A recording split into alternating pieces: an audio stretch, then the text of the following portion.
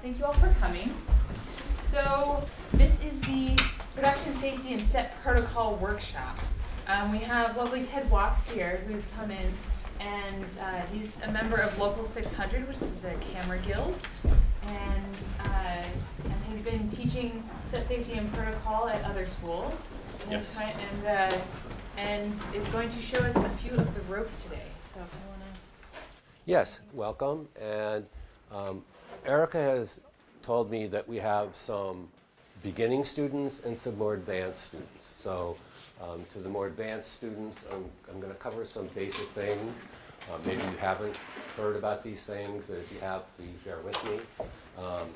We're going to do a few different things. I'm going to give you a little bit of a basic lecture to start with. We'll talk a bit about electricity.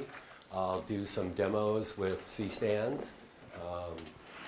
And then we'll probably go do some knot tying. We've got a knot tying station set up on the bar set there. And hopefully we'll leave some time at the end, because Erica said you had some specific, possibly specific questions, like things like car mounts or shooting in cars and what are safety procedures. But I can tell you just to start off that Production Safety and Set Protocol was a class that I ended up designing at NYU. And it took many years and many syllabi before we got it to be part of our program. And it was initially started because there had been a fatality on an NYU shoot where someone was electrocuted. And we have risk management. The Office of Insurance and Risk Management is overseeing these things. So there's lots of very specific rules and regulations at NYU that this course was designed to cover and take care of. Some of those rules and regulations don't exist here, so I've tried to delete references to what NYU is demanding and the Office of Risk Management is demanding, other than if it really applies to what we're doing. So at the very basic level, I think the most important thing is to understand what is potentially hazardous on a film set. What do you think the single most hazardous item on a film set would be? Anyone? Great. Stingers. Close. What is the overall category of a stinger? Electric. Electricity. Electricity is the single most hazardous item on a film set. We have lights that are 20K or 20,000 watts of light. That's 200 amps of electricity, which is about as much less electricity as you have in your average 3-bedroom, 3-bathroom home with a swimming pool. All of the 200 amps that goes in through that house is going through one cable into one light, and electricity is invisible. So 20,000 watts of electricity, 20K, is highly volatile and extremely dangerous. The next on this list, and I'm not going to ask a lot of questions about these, but if you do have questions as we go, raise your hand right away and we'll deal with them. I'd rather do that than have a long Q&A at the end. Heavy equipment. We use lots of heavy equipment in this industry. Even our dollies weigh 500 pounds, and you put a camera and an operator and an assistant on that, and now you're talking about 1,000 pounds, and it's got momentum, particularly if you're running down dolly track.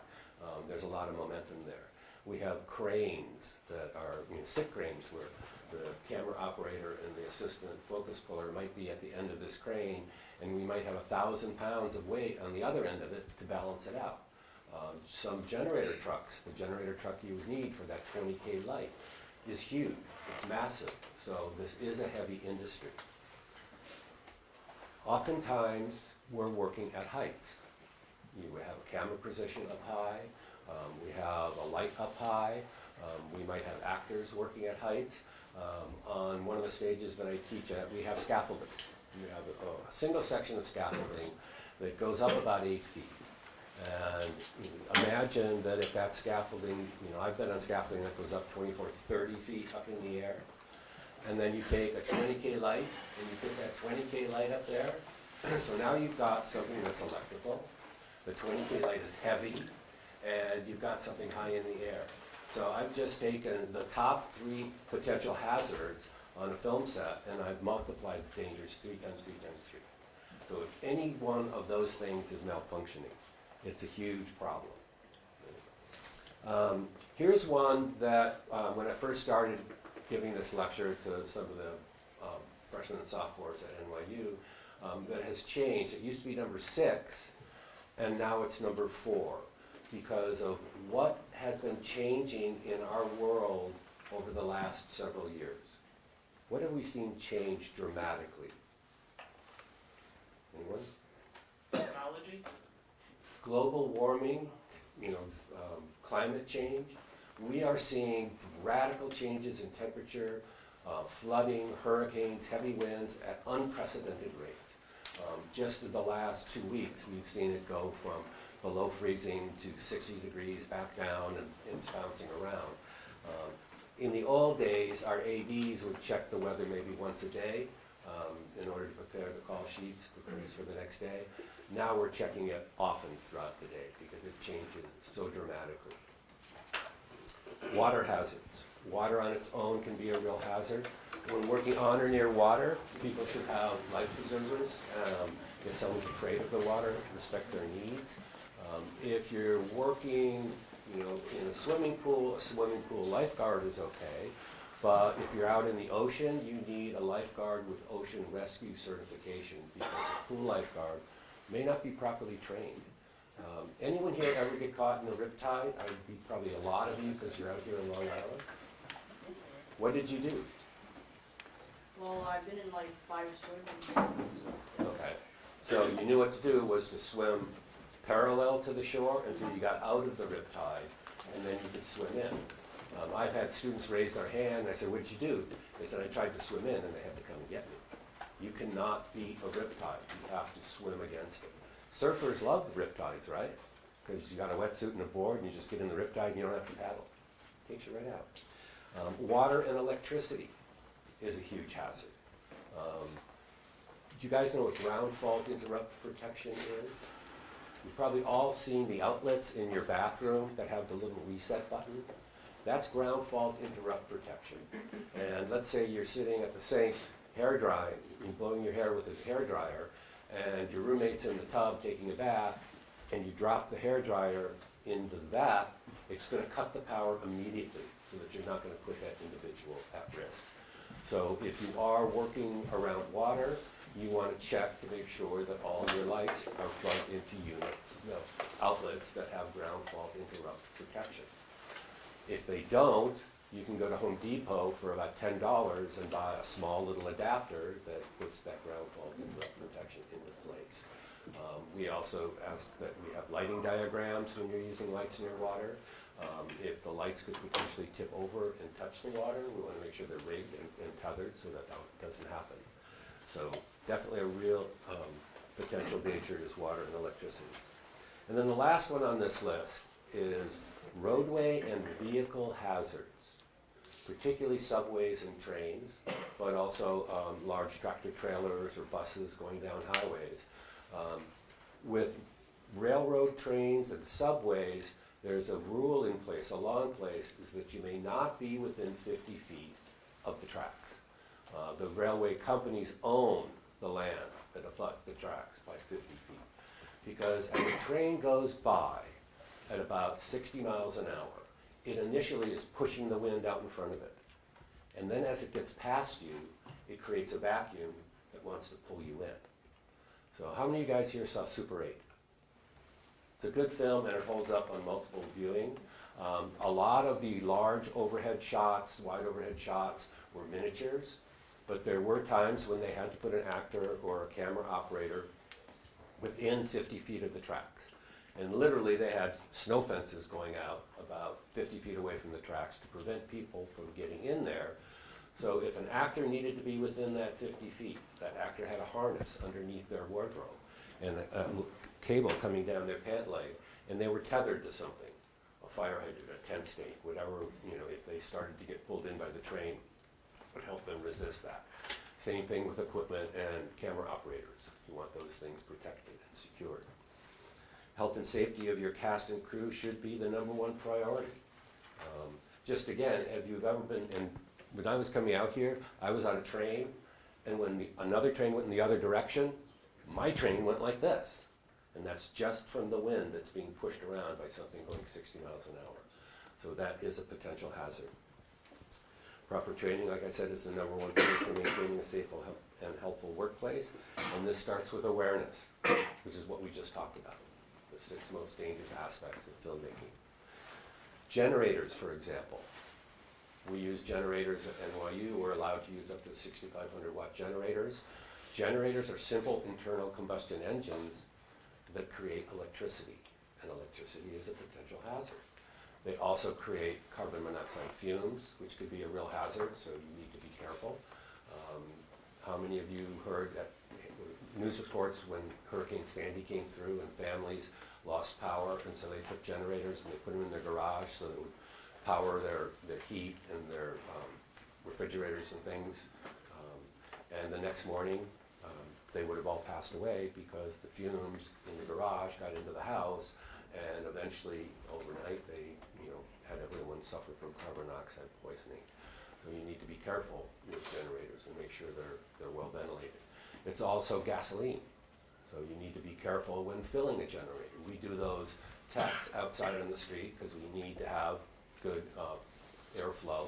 And if I was filling one of those generators with gasoline while we're outside, I'm going to get spotters to be about 10 feet this way and 10 feet that way, and if someone's walking down the street smoking a cigarette, I'm going to ask them to stop, because it's the fumes that burn. It's not the gasoline itself, it's the fumes that burn. When I was a kid, I did some good things and some bad things. I was a Boy Scout. It's a good thing. We had a fireman come and do demonstrations on fire extinguishers and gasoline and stuff, and they had a 5-gallon can of gasoline, back in those days it was metal, filled to the brim. And the fireman went like this. He loosened up the cap, he lit a match, and he put the match out in the gasoline, proving that gasoline doesn't burn.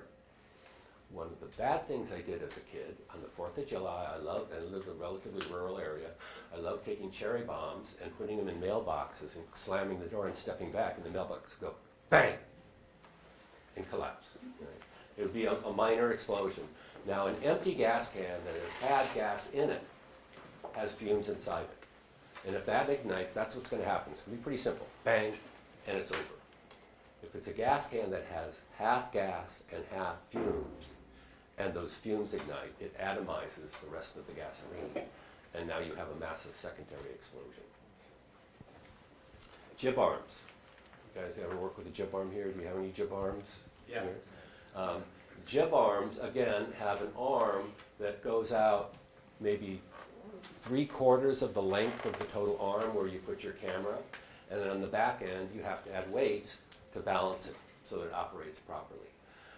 If you take all of the weight and pull it up one end first, and then start to counterbalance it, if that gets knocked over and you've got all the weight on one end, that could cause an accident, that could cause injury, but could also damage the equipment.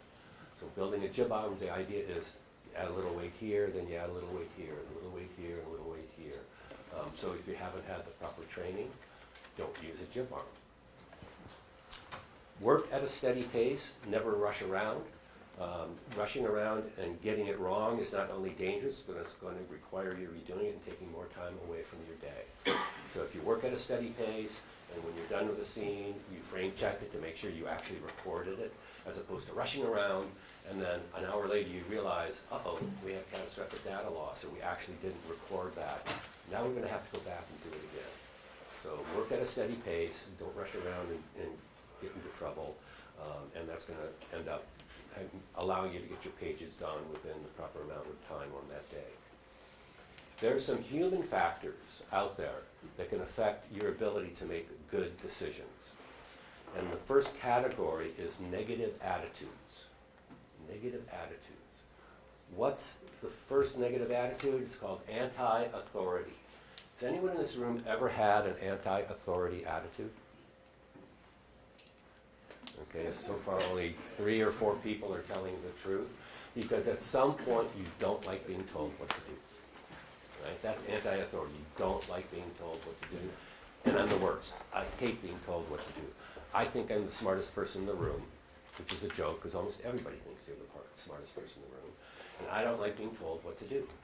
When I was an assistant cameraman, I was a really good assistant cameraman, and my director of photography said, I want you to build the camera on a tripod with a geared head, a 1,000-foot magazine, because it was filmed back in those days, a 10-to-1 zoom lens, snap box filters, those sorts of things.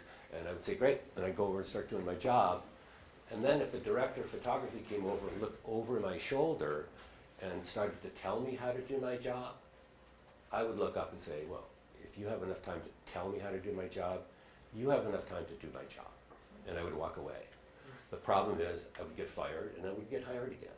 So I had to learn that I had a bad attitude, and I had to learn to control it. If you don't accept that you have a bad attitude, you won't control it, and it's going to get you into trouble. Impulsiveness. I'm going to read a little story that I wrote. There was a student running through the lobby of Tisch from the commissary, where everyone's coming in to go to classes, and they were dodging people as they were going through the lobby. We have two doors on the side that they banged open on the two doors. They ran down to the corner, slipped, slid into the street against oncoming traffic, and jumped up, and fortunately the person stopped in time, jumped up and ran around and waved back in the windows. What was that individual thinking?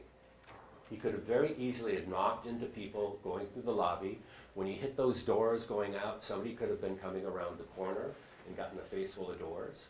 And when he slipped and slid into the street, he was really lucky that the vehicle saw him and did stop in time. This comes under the category of impulsiveness. He was acting without thinking or reacting to something. He did not take a moment to pause and consider what his actions could potentially done to himself or other people. So what I highly recommend is that if I was successful today, I would teach each one of you, first of all, these are the potential hazards. And then you're going to be aware of what they are. If something happens, pause for just a moment to consider what the best action is, and you're going to make a better choice than if you just react and start running out the building. And I call that being proactive. Understand what your surroundings are, be proactive, and understand what those risks and hazards are. Here's one that's near and dear to my heart, invulnerability. When I was your age, I thought I was invulnerable. I remember I was 16 years old, I was 5'2". And I went on a ski trip with my high school buddies and decided I was going to jump off my first cliff. It was a 30-foot cliff. I couldn't see where I was going to land. Right? So I'm standing up there with my poles and I'm about 12 feet away from the edge of the cliff. And I'm peeing in my pants because I'm so terrified. And eventually my friend said, he's not going to do it. And they started to ski off, and I said, now or never. And I lifted up my poles, and I flew for about 2 seconds and landed on marshmallows and skied off. And it was the greatest experience I've ever had. I could never recreate that first time of doing it. I thought I was invulnerable. Since then, I've broken 12 bones and have over 200 stitches in my body because I still think I can beat gravity, but I can't. Gravity has beaten me every single time. So try to take care of yourselves. You're not invulnerable. I'm noticing that most of you are sitting with good posture. When you go home at night and you're a couch potato and you go like this and you don't support your lower back, if you start having back problems at an early age, back problems are the #1 reason for lost reasons of work, and it'll never get better. It'll only get worse. So take care of yourself now and don't start having those problems. When you're sitting on apple boxes on sets, sit up. Here's one of my favorites, being macho. What's your name? Mike. Mike and I had a conversation last week. Obviously, this is a story, right? And Mike said, yeah, I worked on a student film shoot. We worked for 16 hours a day, 5 days in a row. I only got 4 hours of sleep at night. And then I went to the wrap party, and I had a couple beers, maybe smoked a little something, drove home, and passed out on my couch. Well, Mike, if you can do that, I can do that because I'm macho. I'm as much a man as you. What, you guys doubting my manhood? I'm as much a man as Mike. So I'm going to do the same thing. I'm going to work those 16-hour days and only get 4 hours of sleep at night, 5 days in a row. I'll go to the wrap party and I'll probably drink tequila instead of beer and smoke a little. And I'll drive home and hit a tree because I'm macho and I can do what he can do. Now, I started using this in my classes about a year ago. How many of you, his mother had said, Mike, if your friend Johnny jumps off of a bridge, are you going to jump off of a bridge too? Have you ever heard that from your moms? Right? And their moms heard it from their moms and from their moms and their moms. That's being macho. Right? And direct translation from Spanish is stupid. You don't need to prove your manhood by doing something like that, or your womanhood. The last is resignation. Resigning yourself to do something that is an unsafe act. And oftentimes this takes place like the last shot of the movie. Oh, you know what? Here's an idea. Here's a last minute idea. Let's put an actor up on the cliff there and the camera over on the cliff here, and golden hour is going to, and we're going to have this incredibly beautiful shot. But we forgot the safety equipment. Let's go ahead and do it. It's just the last shot. It'll be fine. We'll just do it. I highly recommend if you've got a director or an AD starting to say, yeah, let's go ahead and let's just do this. You start backing up as quickly as possible. Say, yeah, you guys, I think that sounds really great, but let me get way down the valley here because something bad's about to happen. Oftentimes, something that is just a last minute decision hasn't been thoroughly thought out. Okay? We also have some physical factors that can affect your decision making. Number one is being properly rested. Sleep deprivation is as mind-altering as heavy drinking and drug use. For those of you here who have not experienced heavy drinking and drug use, probably 2 more years you will. School parties, things like that. But being sleep deprived is as intoxicating as that. Being properly fed. Right? In the industry, we generally break from 5 to 6 hours after we start our day or we've had a meal. If you break before 5 hours, your crew loses momentum. They start to eat, the blood goes into their stomach, and it takes them another hour to get going again. So once they get going, after about an hour of the call time and they're working really effectively, you can break them after 5 or 6 hours. If you go longer than 6 hours, now their blood sugar is going to start to crash, and they're going to start getting ornery, and they're not going to be happy. In the industry, pizza is not a meal. However, on student films, you often find people getting fed pizza, but you want to make sure that it is hot and fresh and that there's ice with the drinks. The students are working on your films for free. You've got a crew that's willing to work for free. So if you make sure they get plenty of rest and you feed them properly, they're going to be really happy to come back the next day and work for you and give you 100%. And the last one on this list of physical factors is being properly hydrated. Anyone here take a snowboard lesson in their life? Anybody?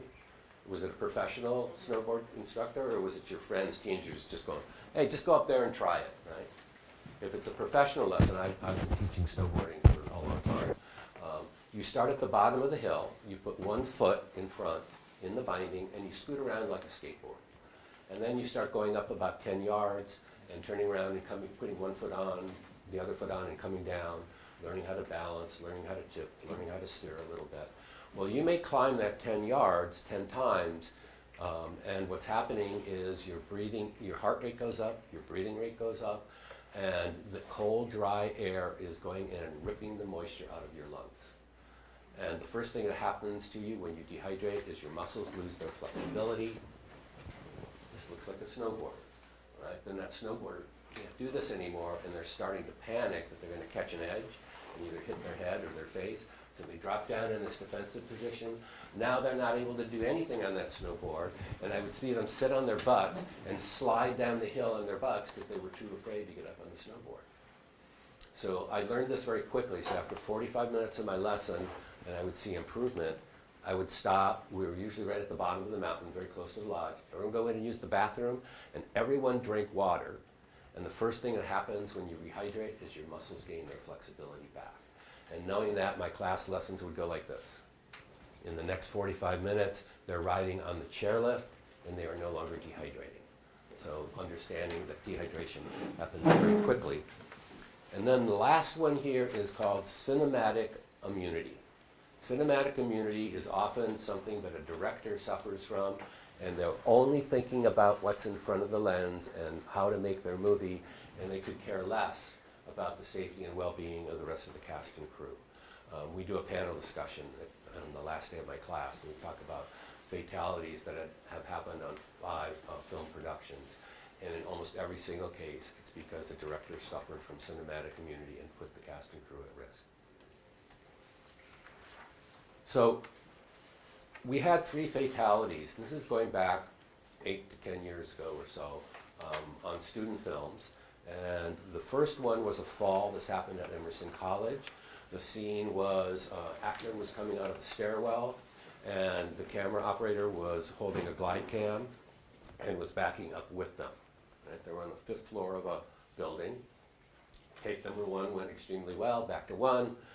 Take number 2, action. The actor comes out of the stairwell. The glide cam is now lying on the ground, and the camera operator has fallen backwards 5 flights to their death.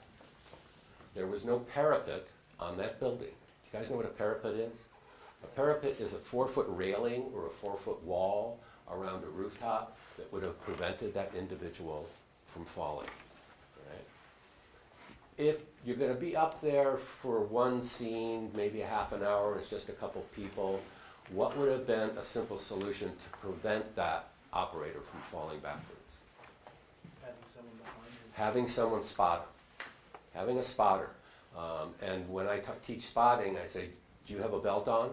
And no, I don't have a belt on. I'll take my belt off and I'll give it to you because I want something I can really grab onto. In case you trip, I can support you. What would have been, if you're up there for a little bit longer period of time with a few more people, what would have been another solution? Maybe it would have been a little more elaborate or expensive. Hire a grip and a bunch of sandbags and speed rail rigging and have them build a railing around that area. But what would be the best practice? Have a tether. Find a location that has a parapet. Yeah. If you're shooting in New York City on 22nd Street and you've got this great view of the Empire State Building between 1st and 2nd Avenues and there's no parapet, look at the 20 or 30 other buildings in that neighborhood and you're going to find a rooftop with the exact same view that has a parapet. So don't settle for the first location you find because you can access it. Make sure that it's a rooftop that is safe. We have very strict rules at NYU about rooftops. Toppling lift took place at Notre Dame. They were shooting a football game, and it's a scissors lift. You guys know about scissors lifts? I think there's 2 sizes, about 2 feet by 6 feet is the smaller, 3 feet by 8 is the larger. They're like accordions. They go up and down like an accordion. Well, the solution, whether it's big and small, is actually the same. That who's ever operating that lift needs to have lift certification. I have my lift certification. And with the scissors lift, the first thing you have to do is open up the door and turn the key so that the electric motor gets started. And right there in the door will be the manual that tells you how to operate this. And on the cover of the manual it says, do not operate in winds over 25 miles an hour. The winds were gusting up to 50 miles an hour. It took that scissors lift and it toppled it and threw the camera operator several yards, 20, 30 yards to their death. 2 solutions. One would have been to not go up that day because it was gusting up to 50 miles an hour, or knowing that it was going to, hiring some professionals to go ahead and lash that thing to the building so that there's no way it could have fallen over. The last one was an electrocution that took place down in Atlanta on an NYU thesis film. And the scenario was they were shooting in a derelict house that had no heat, no electricity, no telephone lines. There were no landlines, and it had been raining for an entire week beforehand. So all of the earth around was supersaturated and muddy. And they were using a Genie crane with an HMI light on it, and they were moving it up into position. And someone yelled, and powered by a generator, someone yelled, "Power lines!" What should have been the very first thing they did? Stop.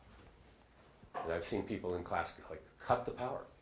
If you have a generator operator and the generator operator has been properly trained and they hear power lines, they're not going to wait for someone to tell them to shut those off. They're just going to shut them off. They didn't do that, and they tried to move the Genie away from the power lines, and because it was a misty evening, electricity jumped from the power lines to the light, traveled down the cable into the generator, blew up the generator, and on the other side of the house was an NYU student standing in the mud, and it was either flip-flops or canvas sneakers that were not waterproof, and they were soaking wet, and he was putting together 2 extension cords. At the exact moment the electricity came surging down that power line, and electricity wants to get into the earth as quickly as possible. So he wasn't wearing gloves and he wasn't wearing proper shoes. So certainly cutting the generator would have been a good thing, but even if they hadn't cut it in time, if that individual had had proper waterproof gloves and waterproof shoes, they would have survived. It was such a strong bolt of electricity that the student didn't pass immediately, but there was no coming back from it. They also had not contacted emergency services saying, you know, we don't have cell phones, we don't have landlines, you know, in case we need an ambulance, what can we do? What's the quickest way for us to get an ambulance? You know, maybe they're going to give you a CD radio or, you know, whatever it might be. They had to jump in their car and drive until they found a cell phone coverage and then call 911. So instead of it taking, you know, 3-4 minutes for that ambulance to show up, it took like 20 or 30 minutes for that ambulance to show up. So if you're going into an area like that, Yellowstone Park, and you're not able to contact emergency services, find out from the park rangers before you go in there, how do we contact emergency services if someone is hurt? You want to be proactive with that. If you find that anyone needs to argue over whether something or not is unsafe, chances are it is unsafe. It's never a problem to take 5 minutes to solve these issues, but here is a proper procedure for making your productions safe. You make a plan. You have a safety meeting with the entire cast and crew, and you share the plan with them. Use the buddy system, never work alone in a hazardous environment. If something changes, you make a new plan and you have another meeting. Ensure proper training and be sure that everyone on the crew has proper personal protective equipment and clothing appropriate to the existing conditions. So I have some personal protective equipment here, PPE as we also call it. A good pair of leather gloves. Cowhide is the thickest leather. Things like rabbit or deer are not going to give you as much protection from cuts and scrapes. If these get wet, they will conduct electricity. It's just like your skin. Okay? So this is not necessarily the best kind of glove to be wearing on a really hot summer day if you're dealing with a lot of electricity and these are soaking wet. Okay? Put your name on them. You might find that several people on the crew have the same gloves. These are like $10 at Home Depot. You can go on film tools and spend a lot of money for an expensive lanyard, but a little piece of trick line and just a little spring cord, and now I can keep them on my belt so that if I go up a ladder and all of a sudden I need my gloves, I don't have to come back down the ladder to get them. They are with me. A multifunction tool. You guys hear of Leatherman? Right? This is a Leatherman. Right? This happens to be Swiss Army knife brand Leatherman. Very robust tool. Again, you can keep it on your belt. It's got very strong wire cutters and pliers and screwdrivers. It's got a bone saw, so if the guy in 127 hours had one of these, he probably could have gotten out without losing his arm. I always came through the camera department, so I liked Swiss Army knives because I could deal with the smaller parts and tools on lenses and cameras with this. So either or, they're always a good thing to have. Again, I like Victorinox products because they guarantee them for life. If you break it, they'll send you a brand new one. Flashlights. It's always good to have a flashlight, particularly working at night, but in all circumstances. This one's an older technology. It's a xenon flashlight. It was given to me by Amanda Hudson, my second assistant for many years. And it's very bright, but the bulbs are expensive and they don't last very long, so it's an older technology. This one here, just do that. I find that my little mag light, everyone knows about those little mag lights. We had those for years and years. I finally blew mine or broke mine. So I went to Lowe's and got this one, LED with 3 AAA batteries. Very bright, very inexpensive. Batteries last a long time. It's got a couple different settings, dimmer, strobe. So if you're out in the middle of the woods and you fall down and break your leg and you start strobing so people can see that you're injured, this is a good thing to have.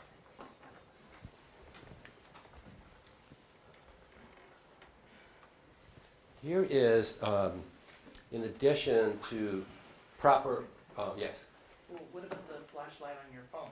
Like, I mean, chances are you are gonna have. it. that's better than nothing. That's not necessarily a bad thing. Right? But as long as you've got it with you and it works properly, not everybody's cell phone does have that function. If I should move, it's not like I'm gonna leave my phone behind. No, that would work. That would work. That's another option. Proper footwear. I like 3/4 high hiking boots. They're waterproof. They've got thick rubber soles that are going to help prevent electricity from passing through. I also like the 3/4 high because it's going to give me more support in my ankles, my knees, my hips, and my lower back. If you're working on a concrete floor for 12 hours a day, 5 days a week, for 3 months straight, which is like a feature film or an episodic television show, if you don't have proper footwear, you're going to start having problems with your lower back, your knees, that sort of thing. When I was active in the industry, every year I would buy 3 pair and rotate them every day, so that it's like it was having brand new, fresh shoes every single day. Here is some rain gear. So clothing appropriate to the existing conditions. For example, if we were going outside today, long underwear, good gloves, maybe hats to prevent heat from going up. So I have some examples of good rain gear. This is an older technology.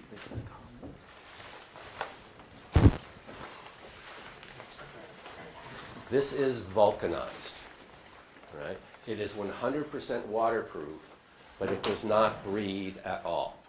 So if you're out on a day where it's 90 degrees outside and it's raining, you're going to sweat inside here just about as fast as you would get wet if you didn't have it on.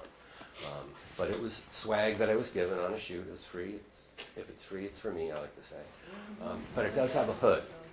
The beauty of a hood is prevent the water from running down the back of your neck, getting inside the jacket, getting you wet from the back. Okay? So a hood is a good idea. And a baseball cap is also a good idea.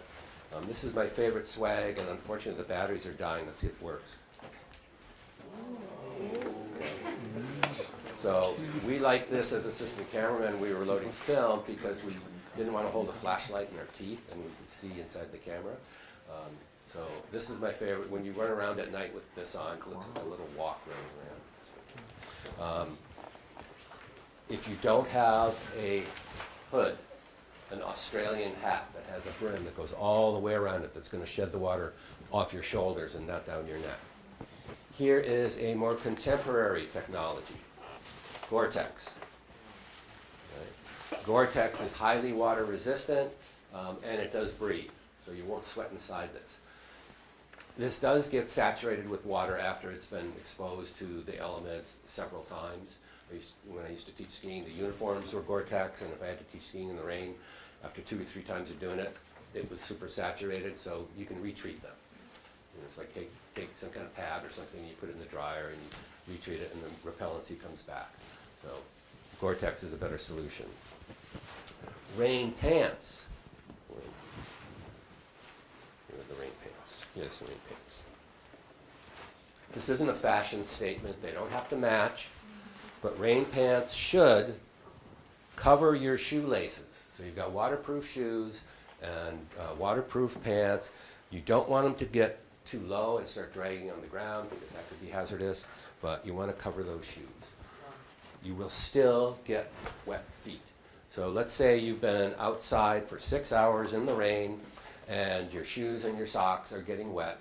Every one of my friends in the industry, probably Erica even has these sorts of things, would have a bag like this, and maybe that bag was actually vulcanized with a zipper so it's 100% waterproof. And inside would be their rain gear, in case it's going to rain, they would have their rain gear, and a fresh pair of dry socks and a fresh pair of shoes. Because if you come in after 6 hours of working outside, have a meal, and then have to go back outside with those cold, wet feet, you're going to be really miserable again. So by putting on a fresh pair of shoes and socks, it will make a huge difference. I used to work for a director that on Fridays, it was usually the last day of shoot, tabletop stuff, and we worked 20 hours. And after dinner, I would put on a fresh pair of socks, and it made all the difference in the world. You can get these little ponchos for just about nothing. They give them away as you take those bus stores, or you go to an REI or EMS, something like that. It's like $5. This fits anywhere. You can put this anywhere, and now you've got a certain level of rain protection wherever you go. So, in case there is an emergency, the first thing you should do is call 911, without question. If the accident does not seem life-threatening, you could jump into a car and go to the closest emergency room. But I don't expect you guys to be able to do triage. So if there's any question, 911 is going to be your fastest response. So no safety program or set of government regulations can cover all possible unsafe acts. So who is ultimately responsible for your safety on a film set?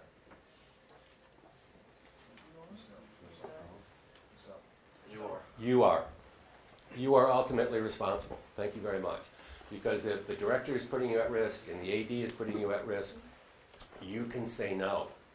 I'm not doing that. That's an unsafe act. Right? Ultimately, it's up to you to work safely to prevent accidents and to avoid injury to yourself and your fellow crew members. The best time to identify a safety issue is before someone gets hurt, and this can be accomplished by being safe.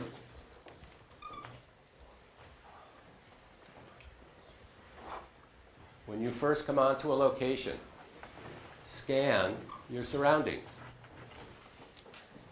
Am I on a stage? This is a practical location. Am I outside on a construction site? When I walk onto that stage, are there scenics in the corner with hazmat suits and respirators on, spraying toxic chemicals, and now you're in that same environment? You should have those same protections. Outside, you might be working in a construction zone, and everyone you're looking at is wearing a hard hat. You should have a hard hat. So you want to scan your surroundings, spin around a few times, see what it is. Then you want to assess what those risks and hazards might be. Find out more about how to protect yourself from those risks and hazards, and then ensure proper training of all the members of your production team and your cast. So, deleted a whole bunch of these things. So, on a set, it's the producer in the industry that's responsible for providing you with a safe and healthful workplace. At most film schools, that ends up being the student director. But the chief safety officer on a film set is the assistant director. They're responsible for the safety and well-being of all cast and crew members. Small productions, like maybe a television commercial or a documentary that does not have an AD, usually the key grip becomes the chief safety officer. They're the most familiar with things that are at risk, and certainly the gaffer will be contributing to that plan. The AD must coordinate a safety meeting with the entire crew at the beginning of each workday. An additional safety meeting should be given at each new location or anytime there's a significant change in the cast, the crew, or the daily plan. Recording these meetings may prove to be valuable. Yes, we all do have phones, and the ADs will pull those out. And during the safety meeting, they will record it, and they will record who's at the safety meeting and what's been said. So that if down the road someone has acted negligently, they can say, okay, well, you heard this at the safety meeting. No, I didn't. Isn't this you? So it's a very good record to have. That AD this discussion should also include the day shooting requirements and potential hazards. Are you using smoke, strobes, prop firearms, driven vehicles, animals, children, etc.? Should there be a medic on set? Are there minors on set? Point out all fire exits, fire extinguishers, first aid kits, and a safe designated area to count your crew members in case of an emergency. So you guys all signed in, right? So, okay, well, if the fire goes off and we check and everyone's not in the room is on that list, we know that that person is still in the building. So they'll get it to you eventually. But that's why you have a safety plan. we're gonna, and I don't know the area very much, I see the fire extinguishers right by the door. Right? We would find an area that would be safe for us to get to, so that we can count you to make sure that everyone got out of the building. And if we didn't get all the people on that list, count them, that means they're still in the building and they're still at risk. The AD will create and distribute a call sheet that lists aside from pertinent shoot information about scenes and equipment, the address and phone number of the nearest hospital, the police and fire precincts. Listing the nearest pharmacy will also prove to be invaluable, and include the closest landline, because cell phones don't always work. The call sheet must also list the day's potential hazards and weather forecast. Like I said, you gotta check the weather all the time now. It's a little bit about locations. The safest, most productive shoots are the results of careful planning and preparation. Your tech scout will make or break your shoot, and is vital for the safe running of your project. Again, the AD should be thinking about the safety of the location as the director and director of photography are being distracted by the aesthetics. Is this location actually safe for a large group of people and heavy equipment? Are there power requirements at the location safe and sufficient for your needs? Can you safely enter and exit the location quickly? Is there an alternative exit? After a full day of shooting, how long will it take you to load out? It could be that you've been at this location for extended periods of time, days, weeks, and each day more things are showing up on set, and then when it's time to wrap, you're gonna have to take a lot longer to get everything out of there. Can you safely park and safely load and unload vehicles at this location? Are there sprinkler systems, smoke detectors, carbon monoxide detectors, fire alarms, and etc.? Disabling any of these systems is unlawful and extremely dangerous. If any safety system needs to be disabled, you need to contact the local fire marshal's office and set up a fire watch. In other words, if we were going to smoke up this room, going to shoot a scene in this room, and we wanted to smoke it up to get some atmosphere and sun rays shooting through the window, and we needed to turn off the smoke detectors, we would get a fireman to come and stay in the room and turn off the smoke detectors until, with a communication directly to dispatch, in case anything happens, they can call that in immediately. And then when you're done, you air out the room and that person can leave.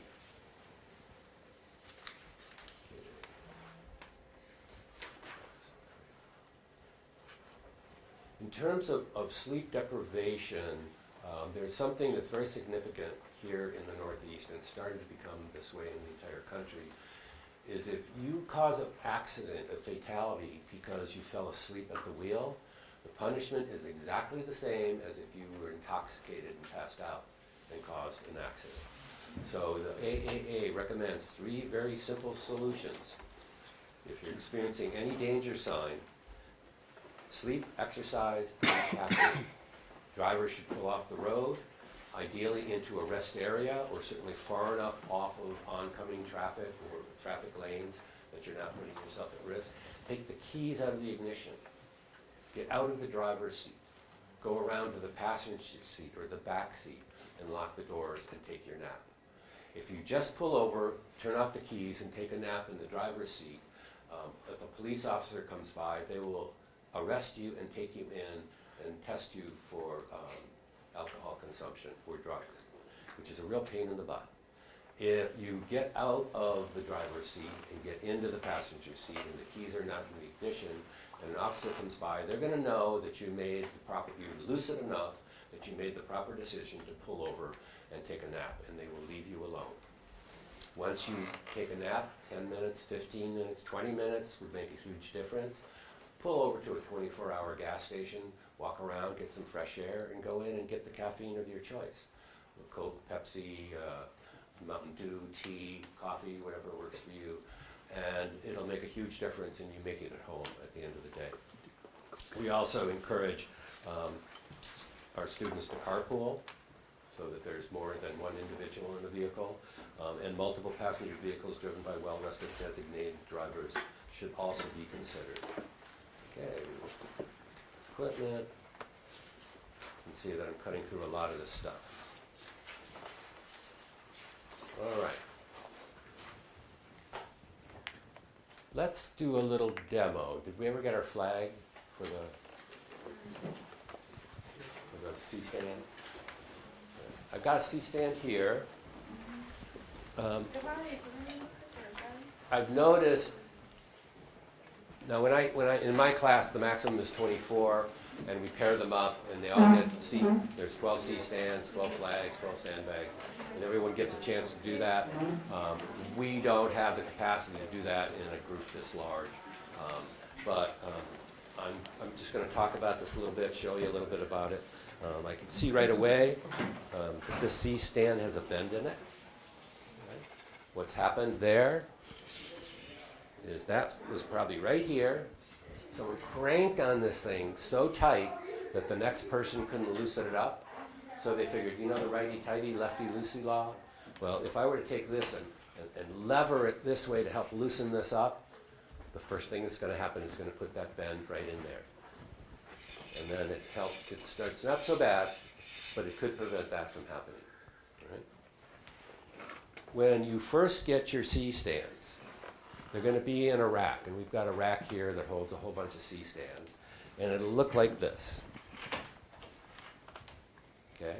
It's going to be nice and narrow. All of these assemblies are going to be flat like this, because if they're sticking out in either direction, that's going to prevent me from putting as many on that stand as possible. Right? So the first thing you need to know about a C-stand is C stands for century, which means 100 centimeters. I did notice that you have some of the shorties, which are about half height. They also have some with small bases, but this is the standard. This is what you're going to see. Perfect. This is what you're going to see in general.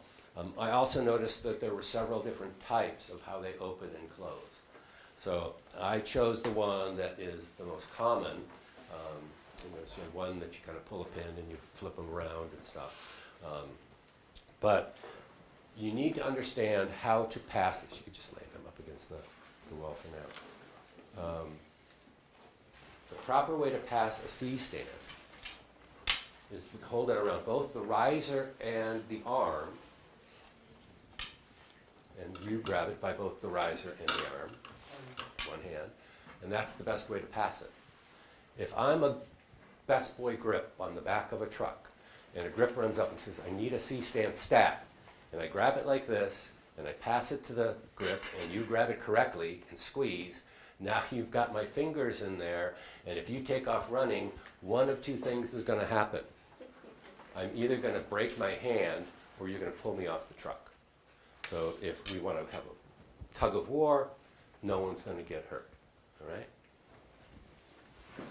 You can carry a C-stand like this. If it's a little heavy for you, you can carry a C-stand like this. What about like this? You could just smack something.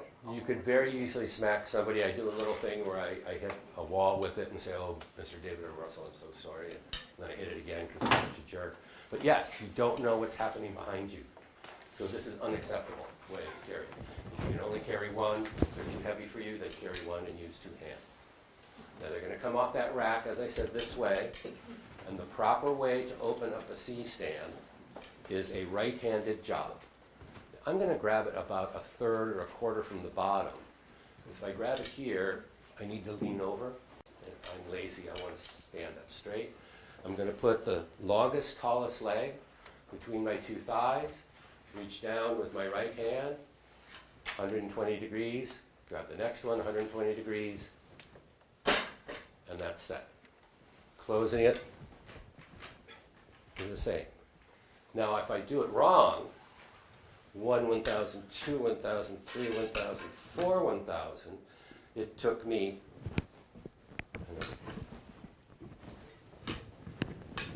I've done this so many times that I can't do it wrong anymore. Whereas 1, 1,000, 2, 1,000. At school I call this workshop Paying Russell Crowe. What does Paying Russell Crowe mean? Well, about 6 years ago, he did Body of Lies, maybe 7 years ago. Shot down in Washington, D.C., 5-week shooting schedule, and he made $20 million in 5 weeks. So I actually calculated that if we only count when he's on set doing his job, he's making $60,000 a minute or $1,000 every second. So if this takes me 2 seconds, that's really good. If it takes me 4 seconds, I just paid Russell Crowe $2,000. Now, I know that sounds kind of silly, but when they did NOAA up in upstate New York, going back a few years ago, I haven't seen it, I heard it was pretty terrible, but they had 20 or 30 grips. It was such a huge production that if each one of those grips opens and closes a C-stand incorrectly every day, those seconds become minutes, become hours, and after 5 weeks, Russell Crowe's on a plane, and the director's upset because he's missed a whole bunch of pages that needed to be done. Russell's got another job somewhere else. Right? The number one reason for a director of photography being fired is the crew is working too slowly. So the idea is to learn how to do this correctly, get it right the first time. Like I said, go step by step, get it right the first time. All right. I am now going to address the C-stand from behind. Can anyone tell me which leg should be pointing towards you guys? The longest, tallest leg is also known as, the longest, tallest leg is also known as the weight-bearing leg. Now, some people have thought, well, you should put that weight-bearing leg back here, and when I put the sandbag on it back here, that gives me the most torque to keep this thing down. Well, the stand itself, without any sandbags, is the most stable over the weight-bearing leg. In any other direction, I can knock this thing over. So if I don't have a sandbag on here, it's relatively safe if you're using the weight-bearing leg. Okay? Now, in order to make this assembly proper for me to use it, the very next thing I'm going to do is take the lowest tie down, loosen it up, rotate the assembly counterclockwise 90 degrees, so my other two tie downs are on my left side, and the gobo knuckles and gobo heads are on the right side. And then we're going to take the arm, we're going to invert it, like so. Okay. This guy wants to be over the weight-bearing leg. Okay. Now the reason we do this is that this is a C-stand, and if I need to get any lower, the only way to do it is like this, and if that arm is bent, it's hanging up there. So that would be the only way to do that. Now, can anyone see a potential hazard with the C-stand? The end of the arm, you put a tennis ball on it. I'm sorry? Put a tennis ball at the end of the arm, someone could poke There you it go. out. The best thing is a tennis ball. Right? About 1.25 inch, 1.5 slit is as big as you want to go. If it's bigger, it's not going to stay on here if you invert it. So I like to say it's make a Pac-Man, and it's going to come along, it's going to eat the end of your stand. All right? So now I can see it and it doesn't hurt. Oftentimes you're going to have a very bright light here and your eyes stop down and you don't see it. If you don't have a tennis ball, what can you use?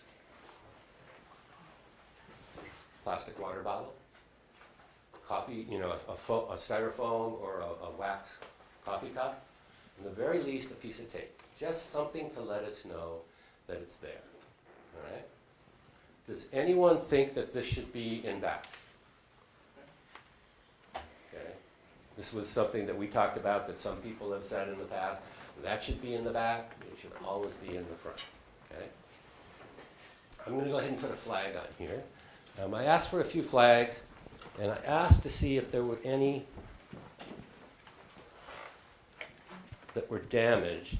This one's not really damaged, but it's kind of dirty.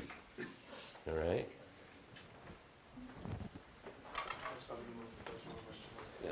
This one looks to be pretty pristine. That's a really beautiful condition. We want to keep it in that condition.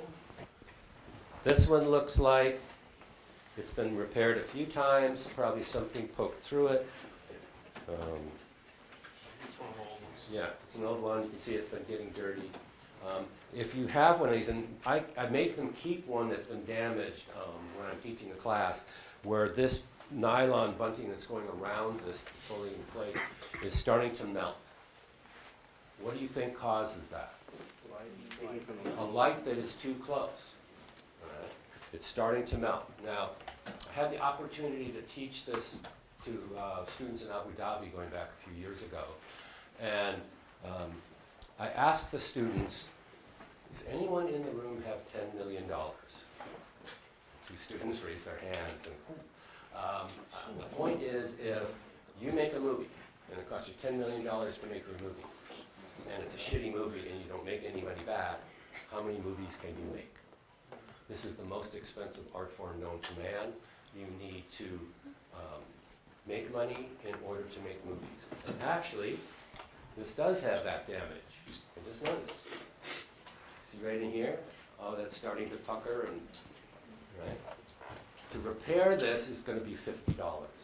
That's about $100 to buy it in the first place. To repair it is going to be $50. I would like to take care of this and rent this over 20 years, thousands and thousands of times, and off of a simple $100 item, make thousands of dollars of money. But you got to take care of the equipment. If you don't take care of the equipment, and this starts to happen, UPMs start looking for people to fire because the missing and damaged equipment costs are going up. So I'm glad I found one. It's definitely been damaged. Now this is going to go into, depending upon the manufacturer, this is Matthews Studio equipment, there might be, this one only has 2 different sized holes. Some have 3 different sized holes. A flag in general is always going to go into the smallest of the 2 or the smallest of the 3 holes. It's going to go over the weight-bearing leg. Right? So there's my weight-bearing leg. And it's also going to go to the right. Notice that this gobo arm and knuckle is to the right of this one, and the flag is to the right of this one. Right? So now this enables me to go up. I'm going to go up on the bottom riser first.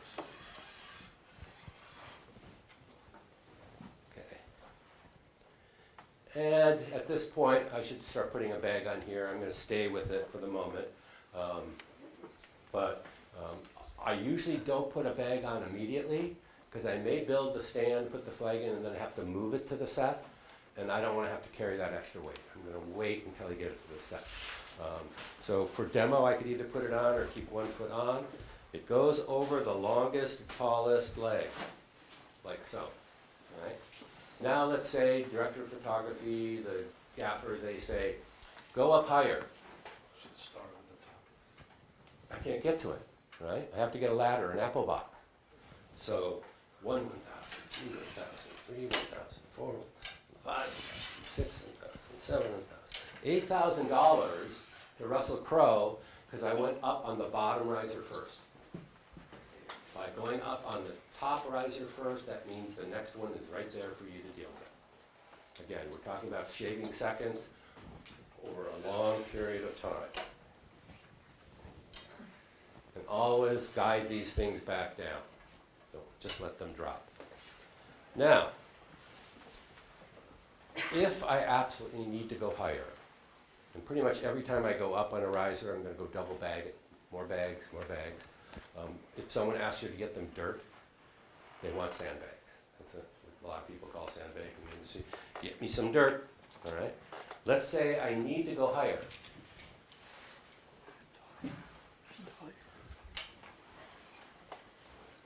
I can take the arm and go up in this direction, and then do that. Then do that. Okay? I'm going to ask for a volunteer.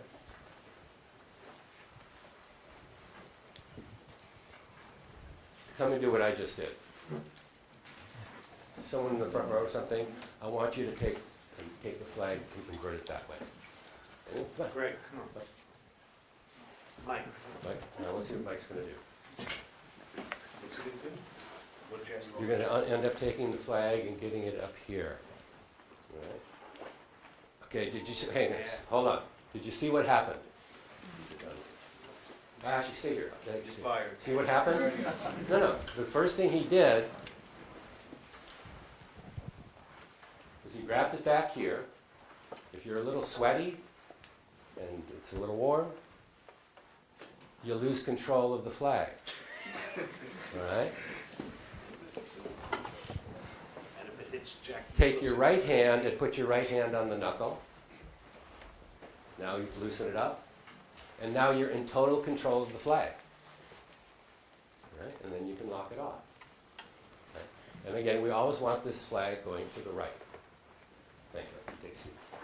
Now, I've mentioned a couple times, when I teach, I often teach the mistake. I often let the students make the mistake, and then I point it out.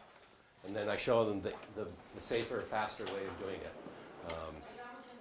I mentioned righty-tighty, lefty-loosey, and that these things are going to the right. All right? So I'm going to turn this around 180.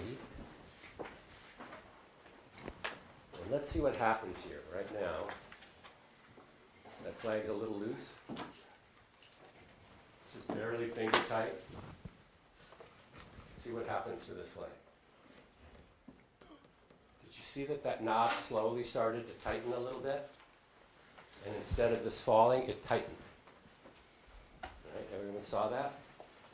Let's now do it incorrectly. Now it kind of looks correct. Let's go up a little bit on this. All right. It kind of looks correct, but this is actually going to the left. So let's see what happens. Okay. Well, it didn't quite fall. But oftentimes, it loosens itself up from its own weight enough that it falls. Now, you guys know about SVA on 23rd Street in New York City? SVA has purchased a whole bunch of flags like this that were metal. They did it because the students kept frying the flags. They kept putting the flags too close to the lights, and they said, oh, okay, let's get metal flags, and that will stop that from happening. Imagine if this was a metal flag way up in the air, and it wasn't tightened properly, and it loosened up and came down like this. What would you call it? A guillotine. It's a guillotine. It's exactly what it is, right? And it's coming down. It's not quite sharp enough to cut your head off, but it's going to cause a lot of damage. Now, SVA has gotten rid of most all of those metal flags because the only purpose for a metal flag is a xenon light. Xenon lights burn so hot that even 6 feet away you can't put your hand. Right? So that if you needed to cut a xenon light, you needed a metal flag. But for any other purpose, they're too heavy and too dangerous, so I would never use a metal flag. I like to think of the footprint.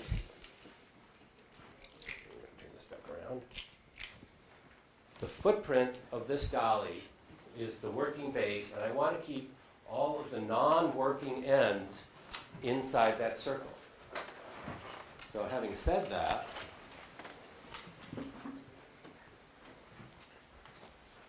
does this make sense? Right? I've got to the right, all sorts of things, but I've got it sticking out about 18 inches behind the base, which means, again, in the dark, someone walks along and does this. Now you've got a director of photography screaming, "Will we set my flag? We just spent 10 minutes putting that flag exactly where I wanted it." Yeah, right? I actually went to SVA, and what you just said happened. All the lights just tipped over. When someone walked across, I was Yeah. making a set, and then the So whole, you see where this flag is right now.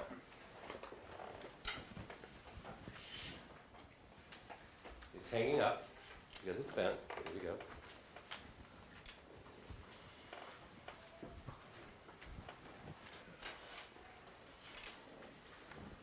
The flag is exactly the same position as it was, and now this is up and out of the way and within my working base.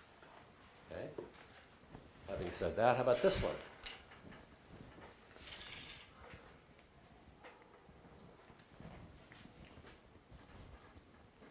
Might that make sense? It might. Maybe this is way up in the air, cutting something up there, and the camera sees the base. So we need to get the flag further away from the base. Maybe the dolly needs to go underneath it. Maybe it's a scene in a living room and you need to get over an end table or something. The non-working end is within my footprint. So this would be acceptable. Right? I think we pretty much covered basics of a C-stand.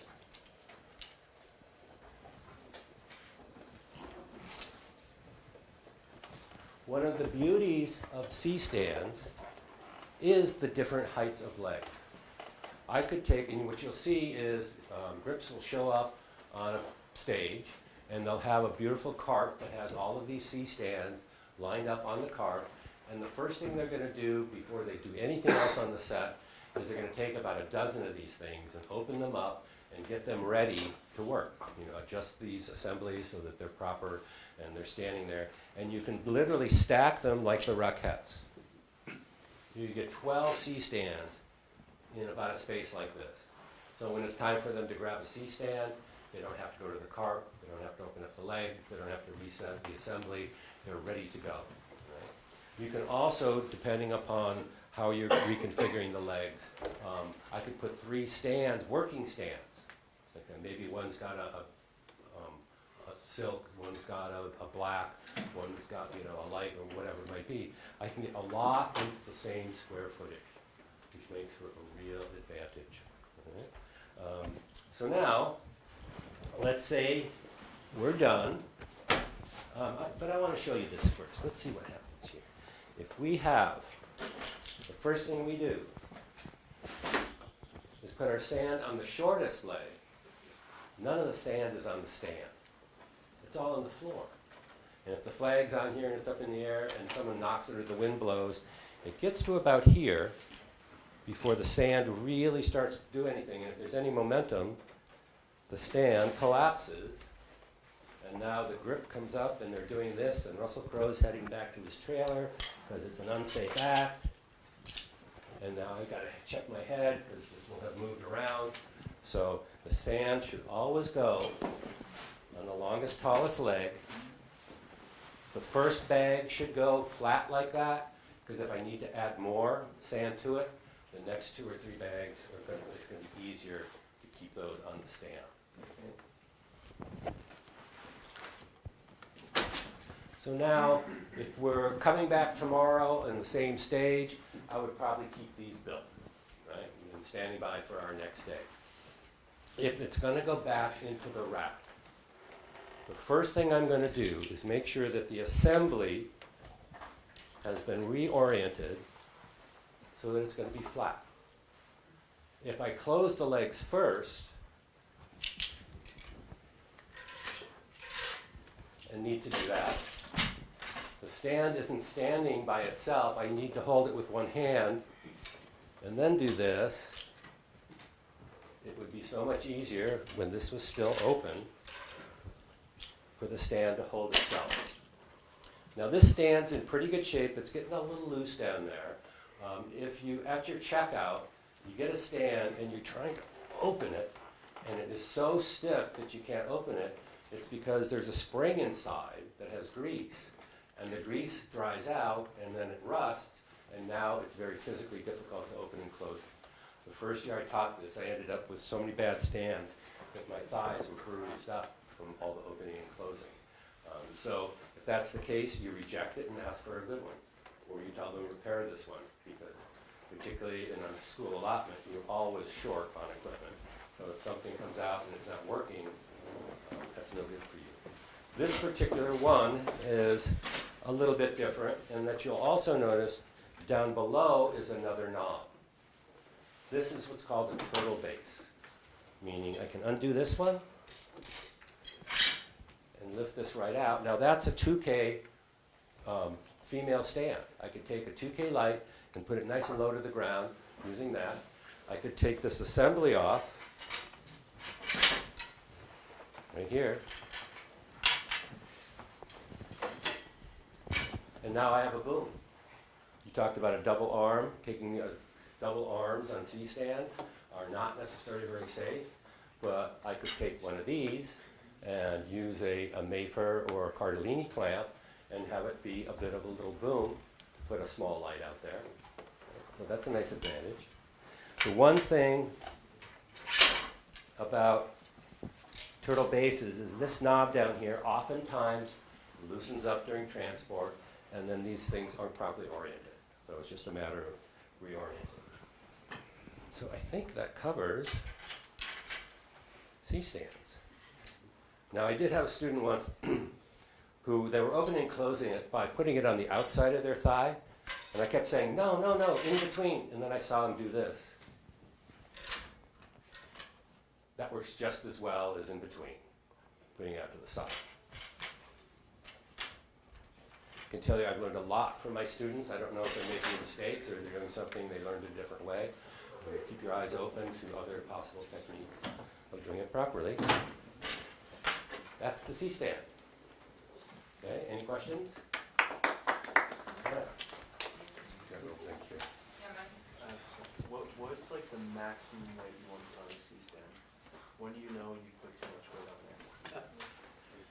there? That's a good question. There's a beautiful design element in all grip and electric equipment, in that light duty equipment, the stand is the male end, and the light, or whatever you're rigging to it, is the female relationship. When you switch and you go to heavy duty equipment, and 1K, this is called the 1K 750 or baby stud, it means lights that are 1,000 watts or less. All three of those are lights that are 1,000 watts or less, and when it's 1,000 watts or less, the stand is the male relationship, the light is the female relationship. When you switch to juniors or 2Ks, the stand is now the female relationship, and the light is the male relationship. There is no way I can take a heavy-duty piece of equipment and rig it to this, because the ends are not compatible. I could do the opposite. I could take a junior plate, and a plate is just a plate with the receptor in it, right? And it's very heavy steel. And the junior plate has the female relationship on the plate, and the light you're going to rig to it is a male relationship. They make an adapter that will adapt that from 2K to 1K. So it's going to take the male 2K and turn it into a male 1K, and then I can rig something light duty on something that's heavy to support it, but I can't do the opposite. So pretty much by that design element alone, that's going to prevent us from putting too much weight on here. There are things called triple headers. It fits on here and then comes out like this and gives you 5 different places to put lights. I don't think I'd put 5 babies or 5 1Ks on there. I think that would be too heavy. I don't think that makes sense. I could use a Totolite. You guys know what a Totolite is? It's basically just a bulb with a couple little barn doors and it weighs next to nothing. I could easily put 5 of those on and it's not too much weight. So I think that general is good. The beauty of something like a 2K plate with an adapter is, let's say I don't know if you guys have any of those. Do you? Yeah. The heavy steel plates with the 2K plug with the adapter? The 2K picture plates are usually room for 100. Okay, we don't have to show it, but interestingly enough, here on the East Coast we call them pigeons, and on the West Coast they call them plates. Right? It's the same piece of equipment. They also, in the East, we generally call it a Maffer clamp, and out West they call it a Mayfer clamp. The correct pronunciation is Mayfer, right? But it depends on what coast you're from. It's the same piece of equipment, it's used in the same way, but they might pronounce it somewhat differently. So, very good question. I think that pretty much covers C-stands. Again, it's one of those things that you want to practice it and learn how to do it. Get your muscle memory to help, so that when you show up at work the next day and you're a little hungover from the party the night before, or whatever it might be, your muscle memory helps you to do it properly. For us, when we were ACs, same thing. Doing it the same way every time we were loading a magazine or loading a camera. doing it the same way every single time, help Routine. protect us. Yeah, it becomes a real routine. I think we could talk a little bit about electricity, okay? Phil, by the way, I have shared with Erica the safety handbook that I wrote, which we update on a regular basis, the syllabus for our class, all the cheat sheets that describe everything we do with the C-stands and stuff. Initially, the cheat sheets were for the other faculty members to teach so that we had consistency. And then we realized, well, once we've taught a student how to use a C-stand, if we share the cheat sheets with them, then if they have forgotten how to do it, they can go back and review the cheat sheets, and it's going to give them the opportunity to refresh their memory. Yes, now I remember how to do that. I remember the safe, proper way to do that. So they're pretty extensive cheat sheets, and they can be shared electronically or printed out if necessary. She's got the electronic versions. Film and television sets use dangerous amounts of electricity, and people have been killed in this industry over the years. And the effects of electrical current in the human body are listed below. I'm only going to go through one of those in general. It's in the safety handbook. And it has to do with what's called the freezing current or the let-go range. And for women, it is between 6 and 25 milliamps. And for men, it is between 9 and 30 milliamps. And I think that the only possible reason there's a difference is I think women have a little more water weight in their systems than men do. And more water would make you a little more conductive. I think that's the only potential difference in something like this. It's enough that if you're within that range that your muscles will clench and you won't be able to let go. When I was a kid, I went to Disneyland and they had an arcade where you put in a quarter and you grabbed onto these two electrodes and it would ramp up the electricity and it started to tingle and you wanted to let go, and if you didn't, it went just a little further and your hands locked and you could not let go until they brought the electricity back down. They don't have those anymore at Disneyland because they're, pacemakers and giving people heart attacks and things. If you want to try it, go to Tijuana and there's guys walking around with car batteries and rheostats and see how macho you are, or que es muy macho. Same sort of thing. And it's actually about as much electricity as it takes to light up a Christmas tree light. It's not a lot of electricity. Generally, if you're hit by a very large amount of electricity, it throws you off. And it's not only the electrical shock that is dangerous, but the fact that you've been thrown off against something else. Right? Like maybe into a wall or whatever. It's being thrown off of it that could be equally as hard, difficult. You do not have to come in contact with a power line or a power source to be electrocuted. You want to maintain the proper minimum distance of 10 feet from all power sources at all times. Remember that a light or a frame might tip over, so keep this in mind when working your overhead wires and give enough space. No primary power line is insulated. The black coating is there to prevent rust and corrosion to the wire, and it is not insulation. All wires must be treated as electrified, including telephone and cable lines. Some communities have their transformers down at ground level, right in the corners. They're usually green. They call them dog houses. So you want to maintain 10 feet away from that with other electrical equipment. And here's just some, actually before I even say this, interesting facts. If someone is being electrocuted, do not grab them, because now you're going to be electrocuted. What's the best thing to do if someone is being electrocuted? What's the very first thing to do? Cut the power. That's the best solution in every case. Cut that power immediately. If necessary, you could ram them like a deep offensive football player. They can't use their hands, but generally you should be able to cut the power faster than that. So that's your best practice. Electricity is always seeking a path into the earth. We call it grounding here. In the UK, they call it earthing. A little more descriptive.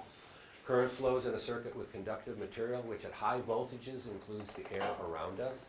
That's why if you're in Colorado and you've got power lines going up over the Rockies, that they're fenced off at a huge distance because there's so much power that the air could conduct electricity. And there's some formula that would say, depending upon the voltage that goes through the wires, you need to be 200 feet away or 300 feet away or whatever it might be. The human body is mostly salt and water, which is an excellent conductor, and electricity travels at 1/10 the speed of light, which is 18,600 miles per second, and a human being can run barely 15 miles an hour. So you cannot run away from electricity. And again, and it's invisible. And the only reason electricity is not running at the speed of light is that it's mass. Light has no mass, but electricity does, and that's why it's not quite as fast.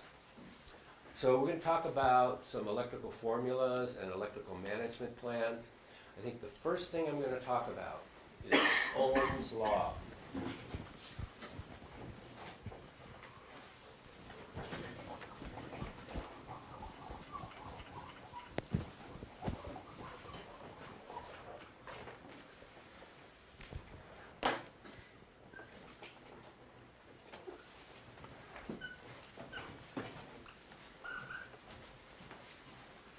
Amps,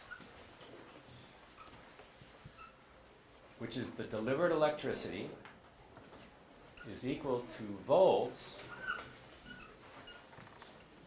which is the energy that's pushing the electrons through the wire, divided by resistance.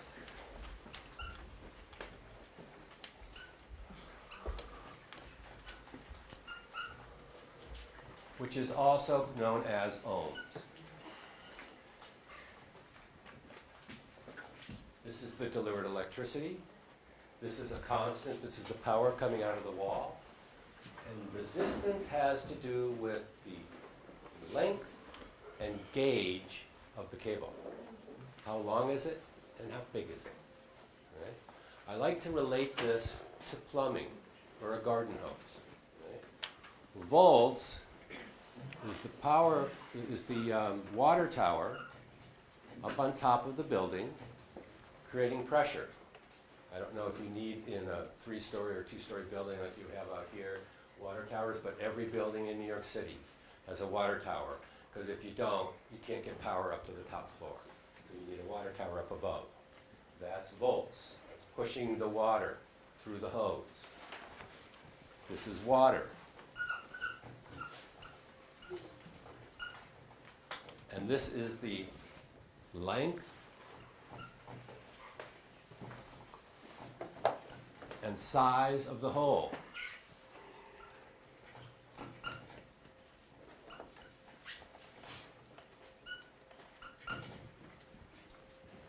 So if I have a constant here, and I have a really long hose that has a really small hole, I don't get a lot of water coming out.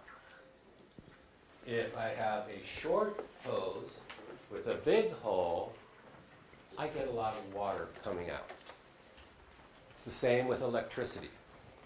And how this affects us in what we do is extension cords. This has to do with the size and length of extension cords that you can use. I have a few examples that they've loaned me here, some that I brought myself. This particular one is, it's a 60 amp Bates connector with a single cable that's going into a distro box of sorts, right? And these little things here are letting you know if these are live or not, and then they've got basically Edison's here. I'm not sure why these are taped over. Probably a reason that on the last set they were used. Probably not because it needs to be repaired. Now this cable, it doesn't say on it, but this yeah, maybe it does. Let's see if I can. Yeah, it does. Okay. The gauge of this cable is, this says 3/12. I'm not quite sure. I would say this is more of a 3/8 size cable. The 3 stands for 3 wires inside here. Okay. You can see I've got 3 connectors. This is my ground over here. This is my hot, and this is my neutral, and this is my hot. Notice that the hot is as far away from the other 2 as possible to prevent it from arcing. Okay. So 3 wires. Green is your ground. White is the neutral.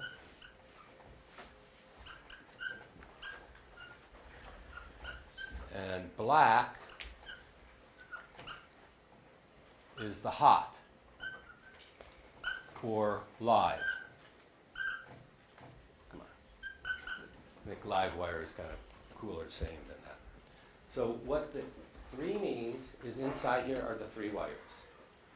What the 8 means is how many times did they have to take a bar of copper and run it through an extruding machine to get it to be this size.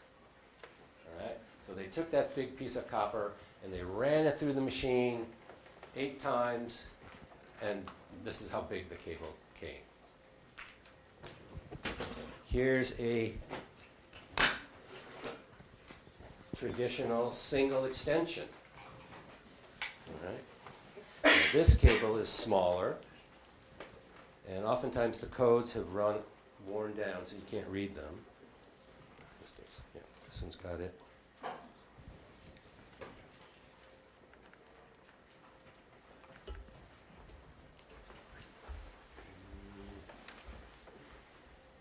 Oh. It's in there somewhere. But I'm going to say, I don't really need to see it, that this would be maybe a 3/12 cable. We still have 3 wires, green, white, and black, but they pulled it through the machine 4 more times, and that's why it got smaller. So as the numbers go up, the cable gets smaller. Okay? Here we have, this might be a 3/14. Here's a typical carpenter's cable. This might be a 3/60. It's getting smaller as the numbers get bigger. So the general rule is for extension cords, whatever cable is coming off of the appliance, let's say you've got a 1K light or a 2K light, whatever cable is coming off, 2 additional extension cords of the same size may be used. Another 50 feet of extension cords. So that's a good general rule where you don't have to necessarily do any math or check anything out with meters and stuff, is that if it's a 3/12 coming off the light, my extension cords need to be at least 3/12. Now if I need to run the extension cords longer, I need to go up in gauge. So I have a 3/12 coming off the light, I'll put a 3/10 on there, and maybe I can go 100 feet. Or, you know, a 3/6, and I could go 1,000 feet. The longer it needs to go, the bigger the hole is going to have to be. So just a good general rule is 2 extension cords of the same gauge can be used on an appliance. Simple, and it makes sense. Here we have, and these are all grounded. I love teaching mistakes. You see what's missing here? The ground plug. This is called an Edison plug. An Edison plug, it's also known as a Hubble. Hubble is a brand name. The generic name is Edison. You've got your hot, your neutral, and your ground, and the ground is not existing. Therefore, this is not a safe cable and should not be used for anything over 100 watts. 100 watts or more. Okay? Good that we discovered this. Here is, on the single extension, here's the Edison. Right, and 3 prongs. This is your ground, your hot, and your neutral. Right. Has anyone noticed that the ground plug is longer?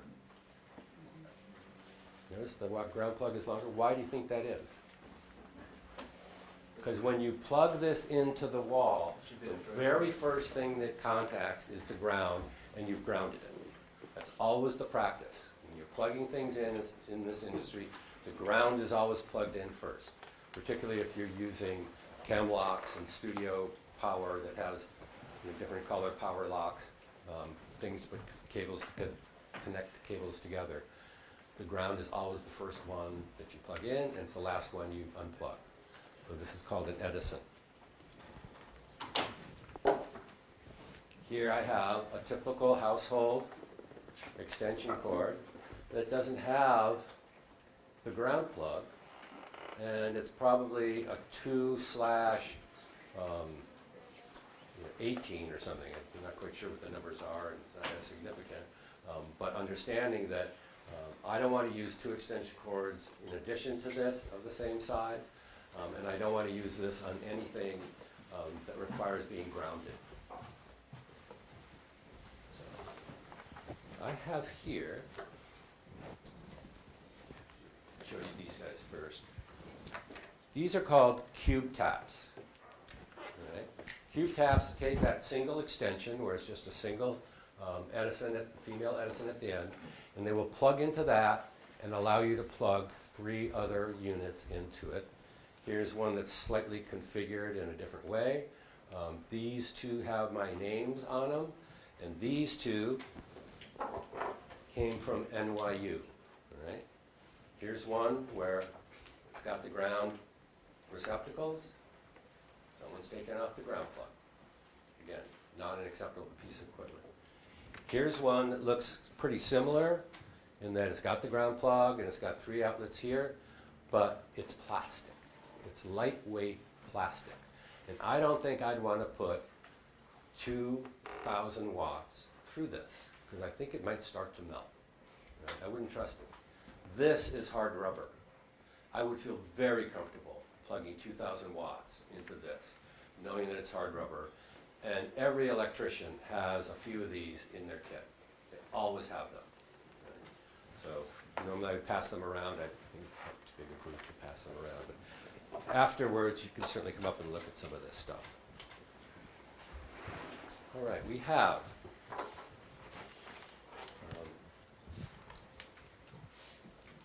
we'll talk about distribution in a little bit. But this is something I made up for demonstration purposes. And you notice there is no place for the ground plug to work here.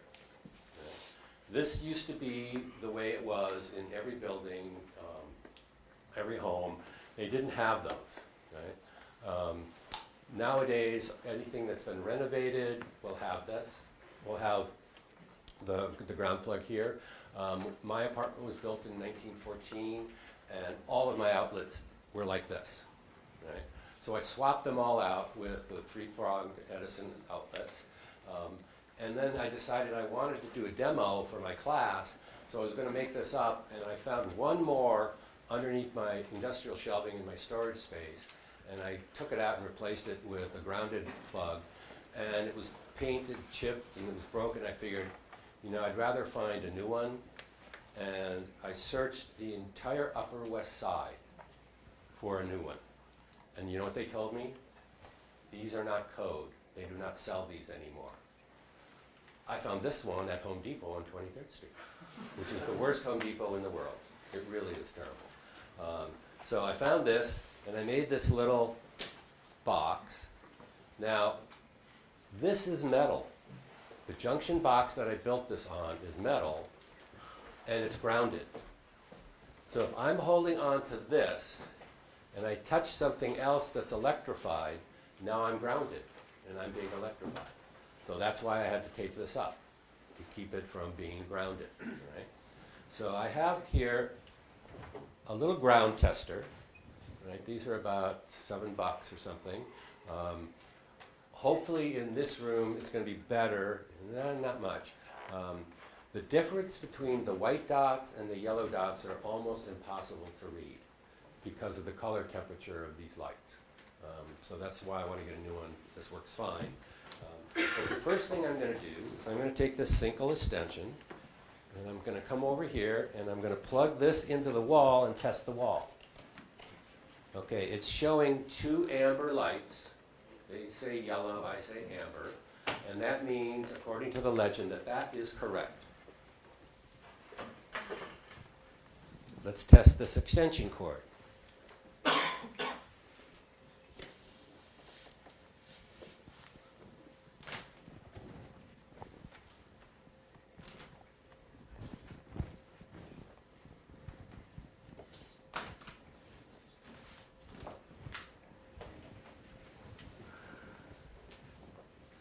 Okay, so we're going to test the extension cord. So what you're going to be seeing, the two yellow dots would be the bottom one. So this is, Standard, yeah, the two amber ones, so that would be this, just read that out. correct? Correct. So this is telling me it's properly grounded and properly polarized. Talk about polarity a little bit more in detail. Here, I've got the ground plug. Now, I can't plug into here because it doesn't have the ground plug. So here was a solution, cut off the plug. Not a good solution. The best solution would be a 3-to-2 adapter. There's a couple different ones here. I like this one in particular that just has this little bent over piece of metal that's green, and that's the ground.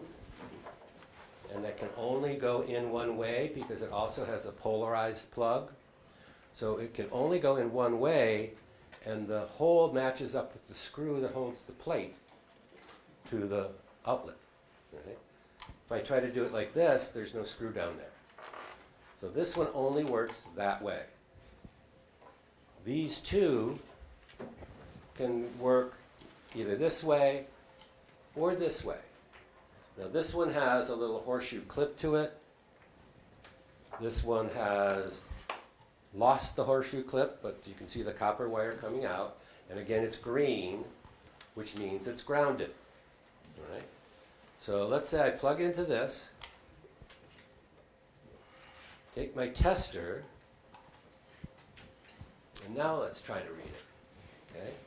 I'm going to point to it so that you can. It's the top one. Open ground? Open ground, just one yellow light means it is no longer grounded. Okay? Now I'm going to take this little wire, and this is why I had to insulate the back of this. I'm going to touch it to that screw that's holding the faceplate on, which is attached to all the metal inside, and we're back to the one on the very bottom. Correct. It's now correct. So I would just take and loosen up that screw, wrap the wire around it, screw it back in, and now I've got a properly grounded, properly polarized circuit. I take this thing and flip it around. Top one there, Michael.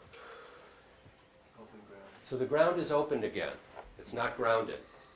So this time, I'm going to take the wire and touch it onto that. And now I get a red and an amber light. And that would be this one down here. Hot and neutral. Hot and neutral are reversed. It is grounded, but is not properly polarized. So it is a potential danger. Flip it around, touch it there, and now we're correct. All right? So when I was first doing this on our stage at NYU, I found 2 extension cords that had the ground, but it wasn't working. So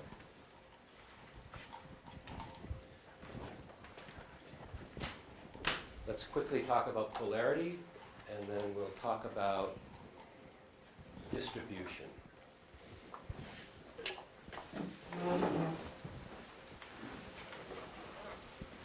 This makes sense? I love the analogy of a garden hose.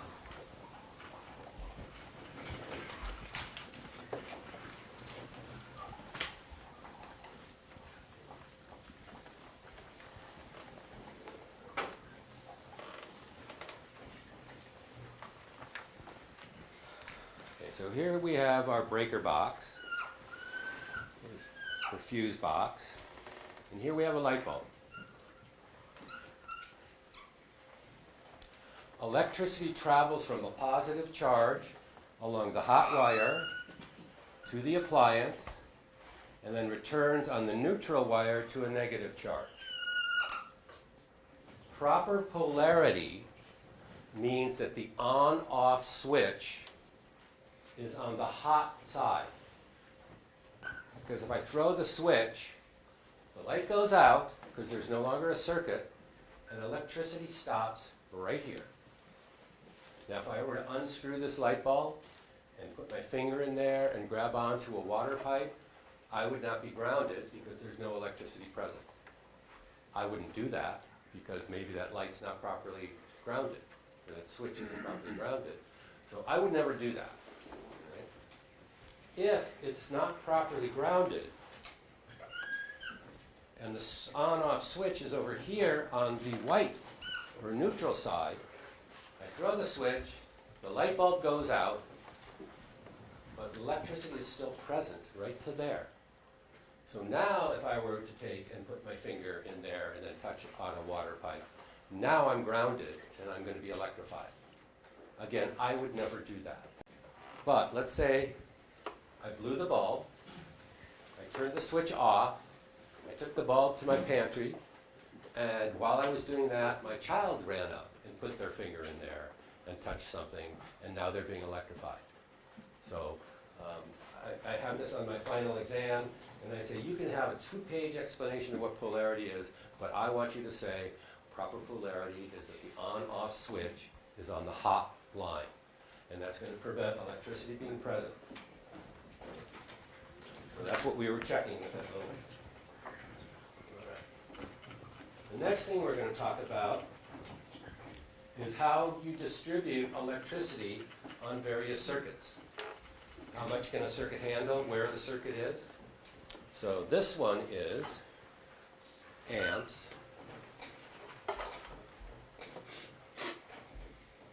I equals watts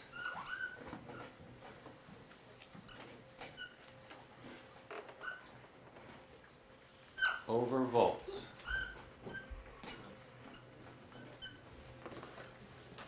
Delivered electricity, the size of the bulb, 100-watt bulb, 1,000-watt bulb, whatever it might be.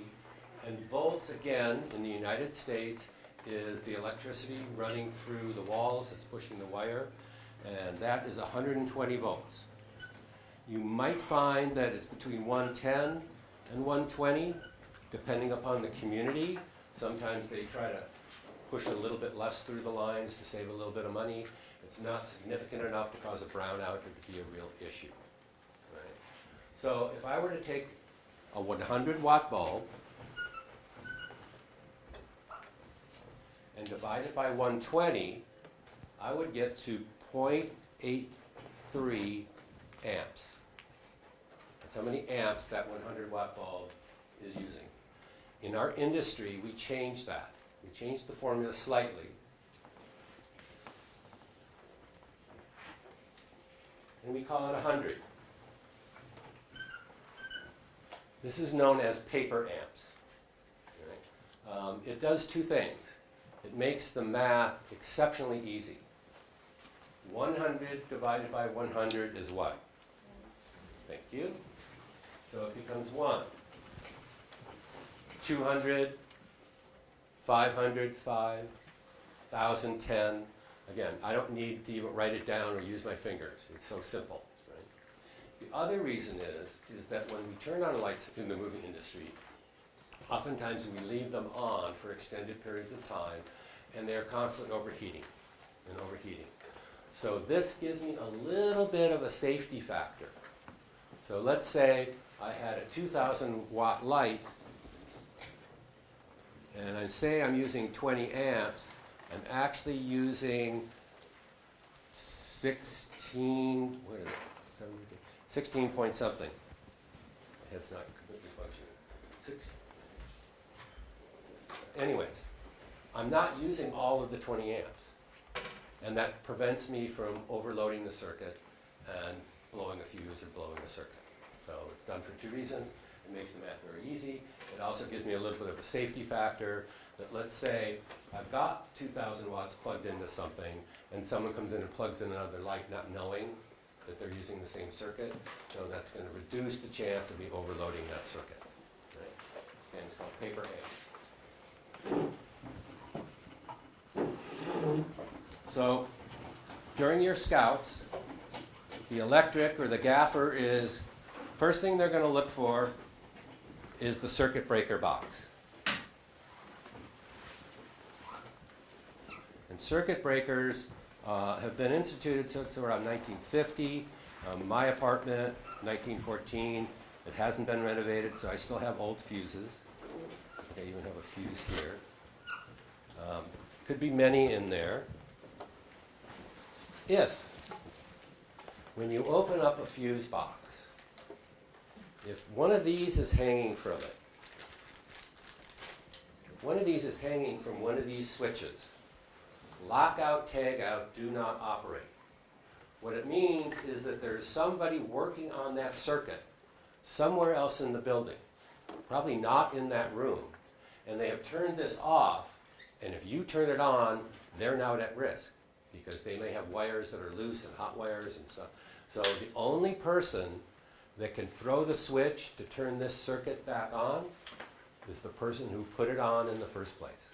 So if you see one of these, do not touch it, because you'll be putting an electrician at risk. Let's do a few more of these. So right there on these switches, like I said, they're horizontal switches, you will see numbers. Could be 15, or 15A, 20, 20A. You might even see some that go above that. You might even see two of these circuit breakers that are connected by a metal bar. So if one is thrown, both of them are thrown at the same time. Now, for our purposes, particularly let's say you're shooting in your apartment and the only lights you have typical Edison plugs, is that we will only be using circuits that are 15 or 20 amps. And as a matter of fact, if you find a circuit that's 30 amps, you're not even going to be able to plug into it because the outlet is different. It might be for a central air conditioning system. You might have an electric oven that requires more than normal power. You will not be able to access those. You'll only be able to access the 15 or 20 amp circuits. Right? So if it's a 15 amp circuit, I could plug 1 by 1,000 watt light and 1 by 500. I could plug 3 by 500. I could plug in a whole bunch of Inkies, which are only 250 watt. So the maximum I can plug into a 15 amp circuit is 1,500 watts. If it's a 20 amp circuit, the maximum is 2,000 watts. So that could be 1 by 1,000 and 2 by 500. Could be 2 by 1,000. Could be 4 500s. Could be a ton of Inkies. Anything that adds up to 20 amps. And those are the only circuits that we're going to be able to access. Now, a good general rule is if you're in a one-bedroom apartment, plug one into the kitchen, one into the the living room, and one into the bedroom, and you will probably have distributed your electricity. In our sight and sound classes, they get 3 500 watt lights. So by splitting them that way, it's very simple, and there's a very good chance you are not going to blow a fuse. If you are a little more ambitious and you need to know exactly where those circuits are, hopefully you have a door that opens up with a legend. And that legend is going to tell you, number 1 is for the kitchen. Number 2 is for the back pantry. Number 3 is for this bedroom. It'll tell you where each one of those are, and that's very easy for you to figure out. You know, how to plug one in here, one in there, one in here. Very, very simple. We did have, you guys know what a fuse is? I think it's in my bag here.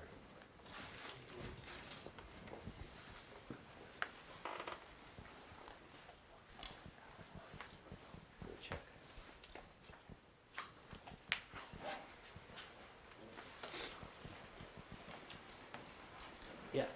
I got it. If when you open up the box, and inside you don't see circuit breaker switches, and you see fuses.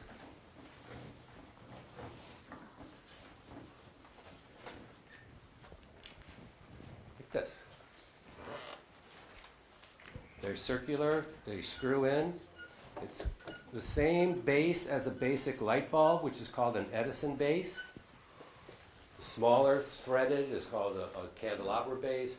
The big one's called a mogul base. 300-watt lights and things like that have a bigger base. So it's a short throat, screws into the fuse, and there's a little piece of metal in there that if too much electricity is going through, it heats up and breaks and cuts the circuit. And then this piece of mica on the top is discolored, so it lets you know right away which one you need to replace. How many of you are familiar with fuses? Okay. 1950 was about the cutoff when they stopped using fuses and went to circuit breakers. So you may be seeing numbers on the fuses. This one's 20A. You might see a 15A. You might see a 25A. And by checking around, you've discovered, wait, I can access this with an Edison plug. Okay. There should be no circuit that you can access with an Edison plug that's bigger than 20 amps. But this one in this guy's house says 25 amps. I would not trust it. I would not try to put 2,500 watts through that, because there's a very good chance that the owner of this location has a microwave oven, an espresso machine, and an air conditioner all on the same circuit. And they get up in the morning in the summertime and they turn all three of these appliances on. And when you first turn an appliance on, it needs to have a maximum output of electricity to get it going. It's like a wheelbarrow, right? Pick up the wheelbarrow, that first step is and then once it starts to gain a little momentum, it's easier to push. Same thing with electricity. So he's got these 20 amp fuses in there, and every morning he turns on those three devices and they blow the fuse. So he puts in a 25 amper, thinking that that's going to solve the problem. And it kind of does, but if I continue to pump over 20 amps through a circuit that's only designed for 20 or even 15 amps, what's happening is Ohm's law is kicking in. The resistance of the wires inside the wall are causing it to heat up, and it could heat up enough to melt insulation, which could cause a potential electrical fire inside the walls. And an electrical fire inside the walls is going to travel up 1 or 2 stories and start getting into floorboards before you even know there's a fire, before you see or smell smoke. And when the fire department shows up, they're going to be more concerned with saving the buildings next door, because this one now has a fire within its structure, and that's going to be a structurally damaged building. It's probably going to have to come down. So what I recommend is that you go to a hardware store and you find 20 amp time delay.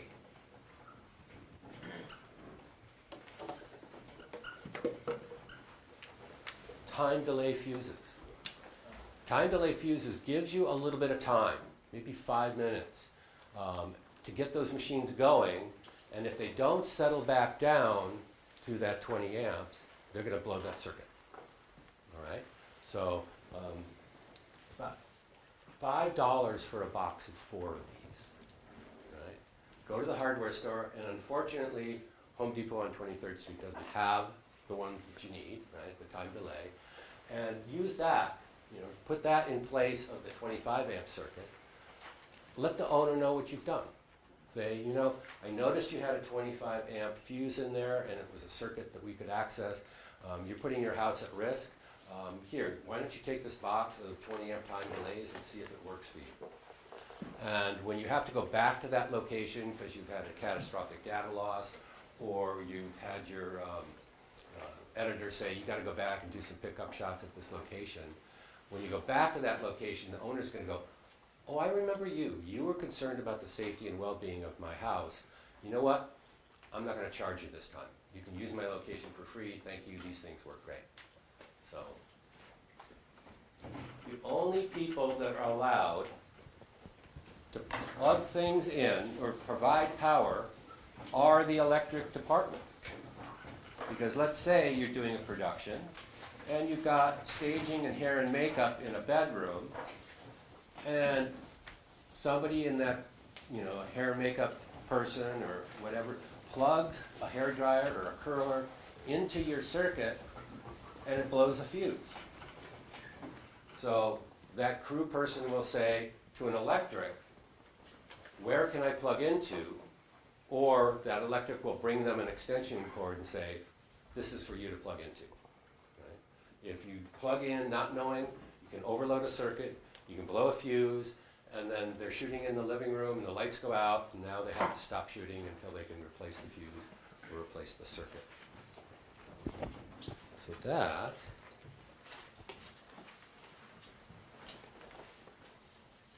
just want to say one thing about fluorescent bulbs. Because fluorescent bulbs contain mercury. And you've got to be careful when you're disposing of them. In New York City, they set up special things like once a month or once every few months where you can bring your fluorescent bulbs. If they break, that mercury vapor is inside. So you want to be in a well-ventilated area, get it into a sealed compartment as quickly as possible, and then dispose of it according to the local municipalities. I actually had a student ask me last year, what does mercury vapor smell like? I'm like, you're kidding me, right? You want me to breathe in mercury vapor, which is a carcinogen, will give me cancer, to tell you what it smells like? Just be cautious with them, okay? Safety chains and safety cables should be used at all times when you're hanging lights from the grid. We'll check and see if you've got any from the grid. A safety chain or a safety cable is the best thing. It usually goes around the yoke of the light and the grid.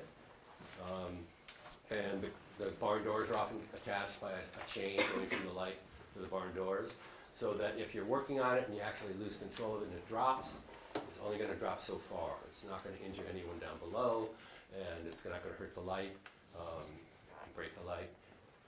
Sash cord or rope is not recommended, particularly with lights that burn very hot. If you don't have anything else, it's better than nothing, but you want to make sure that it's not touching anything that's hot that could cause it to burn. And I think, and just quickly, by running cables, you want to run cables in low traffic areas, right, along the walls, and then just bring out the extensions where you need them. Don't put them across a doorway where everyone's going in and out and in and out. Things like cable crossovers or rubber matting or tape can be used to tape down cables, but they still present a tripping factor. On our teaching stage, we have cable crossovers which are about 4 feet long. You can snap more of them together. There's a flat part on top with a flap, and then it's beveled on the sides. That allows you to take equipment up and over them and not damage the cables. It reduces the tripping factor, but I have tripped on one of those, where you cut that front edge, and all of a sudden you start running like this, and I literally was yelling at people, catch me, because I wasn't able to get myself back up right. And then obviously try not to stand on cables. So we covered, should we do a little knots? And then if there's some questions afterwards. We're going to do this relatively quickly. Normally it's kind of difficult. Let's just pass this around and have everyone take one of these. I have at least 40 in here. Hopefully that's enough. And unfortunately I need these back, so when you're done, Take it we'll back. just, Yes, sir. yeah. Yeah, make sure you all hand these all back again. Notice how they're wrapped at the moment? I won't force them to wrap them back that way, but Just come back with the monkey. If you can, at the end, wrap it back the same way that I'll do the monkey's chain. so this is sash cord. You'll do the monkey. Sash cord is an expendable. The monkey now. It's to practice knots. No.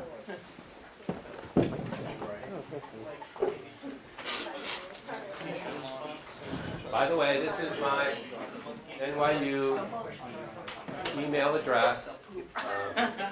If you're in the city and you want to come visit, let me know. Or we could always. I always have additional sash cord in my office. Again, I'm afraid I have to take them back because this is from NYU stock. I normally let my students keep Log them. that one at me. So you, But a 10-foot piece of sash cord is thrown away. They come off of a hank of either 100 and 150 feet. And normally, if it's like this short, I would throw them away. But I cut them to 10-foot lengths because it's the perfect size for learning how to tie knots. And as I said, it's inexpendable. When you use tape, you don't take the piece of tape off the wall and put it back on the roll. You throw it away. So when you use a sash cord, you just throw it away. And I think there's a little piece of trick line in this. Yep. Thanks. We do not tie bows in the film industry, except for one exception. Bows will come undone. I have to double knot my shoelaces every day because if I don't, my shoelaces are coming undone. The only time we use a bow is when we're dealing with trick line or parachute cord. Comes in multiple colors. And where you often see these is when you're flying fabrics. Let's say you're flying a 12-foot by 12-foot fabric and you bring that fabric out of the bag and there are grommets that run around the edges, which are metal rings that's sewed into the fabric. And each one of those will have a piece of trick line dangling off of it like this. And we tie shoelace bows onto the frame all the way around. Now, generally, you're going to have 20, 30, 40 of them. If one fails, it's probably the others aren't going to fail. But if you tie any other knot other than a bow in this, you can't untie it. It's too small, and then what happens is you cut it off, right?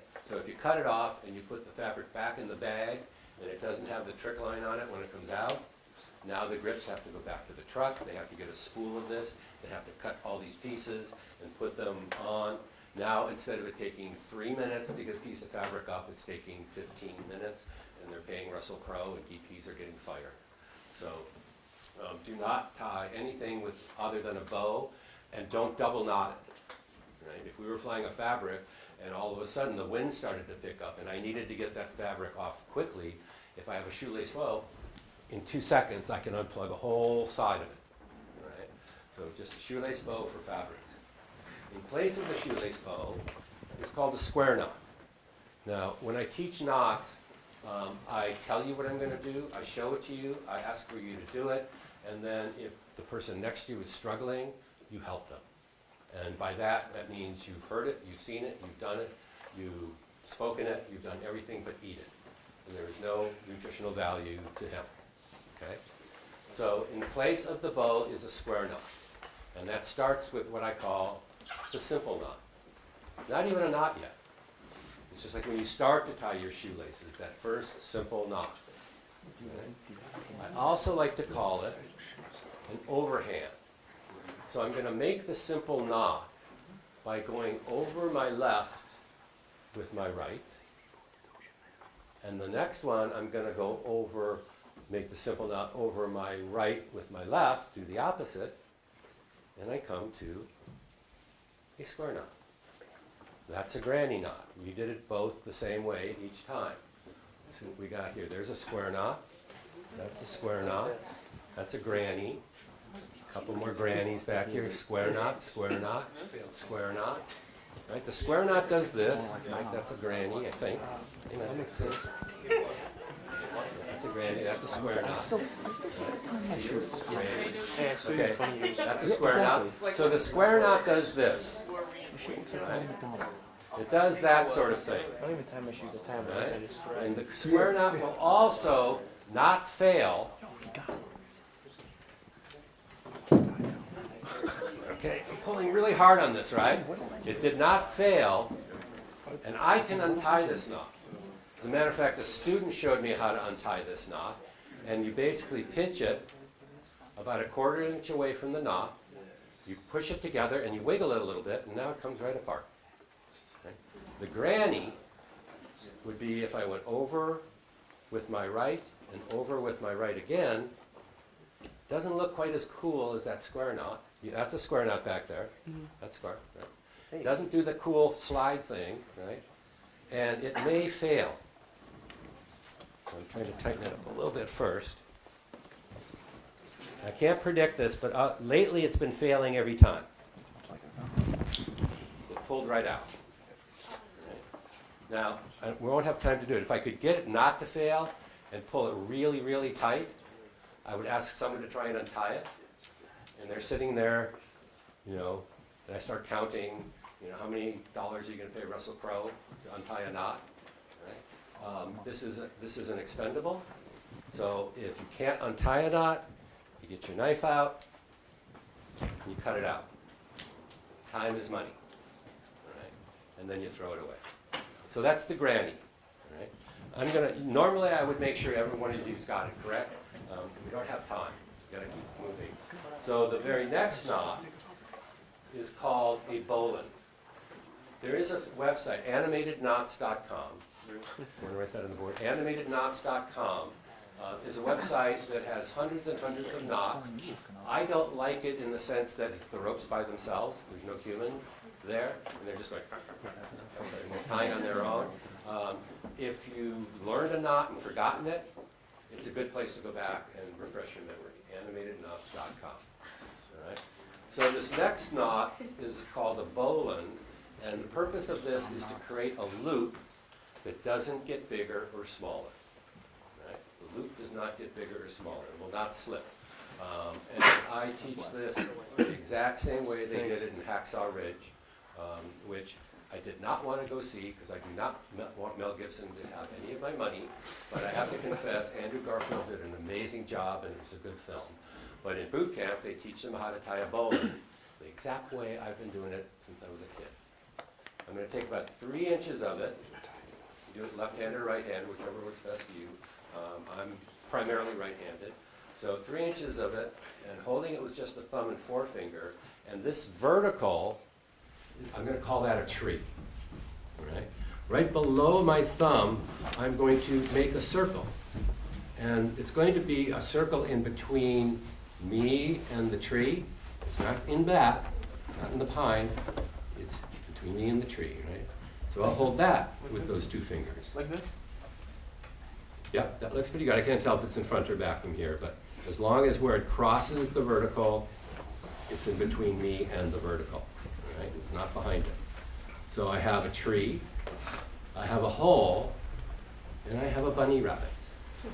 And the bunny rabbit is going to sneak up from behind. From behind, it'll go through the hole. It'll wrap around the tree, and then it's going to jump right back down the front of the hole. Okay? So now the bunny went up here, and the bunny went down there. I'm going to hold the bunny up and down with one hand and pull on the tree. And there's your bowline. Okay? Pull on that tree. Oh, yeah, that's a bowline. I think I did. That's a bowline. Yeah. Now the bowline, as I said, makes a loop that doesn't get bigger or smaller. Right? So maybe this loop is too big. So how would I make a bowline with a smaller loop? I'm going to start the same way. I'll take that. I'm not sure. So there's my 3-inch vertical tree. I make the circle again. The cross needs to be between me and the tree. It's not behind the tree. If it didn't work the last time, that looks like a bowline right there. If it didn't work, that's probably what you did. So this time, the bunny's going to come up from behind. It's going to wrap around the tree, and it's going to jump right back down the front of the hole, and then the bunny's going to run. Right? I'm going to let that bunny run. And the bunny's running, and he's running. He's running until I get the loop the size I want it. Then I pull on the tree, and now I have a smaller loop. Yep, that's a bowline. It looks like a bowline. Yep. And the bowline, if you look at a bowline, it is really an elegant knot because one line just makes a simple loop, and the other line just makes a simple acro. And that's a bowline. We're going to move on to the other room here shortly. I also like to teach a one-handed bowler. I don't think we'll have time for that, or room for that. But when I was up on these glaciers at Pete's Peak in Alaska on a production, the climbers took a liking to me, and they said, we'll teach you how to tie a one-handed bowler. And I said, why? They said, well, you see the crevasse in the glacier over there? If you fall down it and you break your arm, we're not coming to get you because it's too dangerous. We'll throw you a rope and tie the rope around you and we'll pull you out. So if you tie a knot that slips, it'll either get so big you fall out of it, or it'll get so small that it's crushing your chest and you won't be able to breathe by the time you get out. So I'm just going to demo it. Again, come see me anytime. Imagine that it is my left arm that's been broken, and I'm only using it to dangle the rope and recreate that they've thrown me a rope. I'm going to reach around behind. I'm going to grab that rope. This is the tree. The first thing I did is I crossed in between me and the tree and made a hole. I'm inside the hole, and then this is where it gets complicated. The bunny came up from behind, it wrapped around the tree, back down the hole, and now there's a hole. Let's go over in the other room here.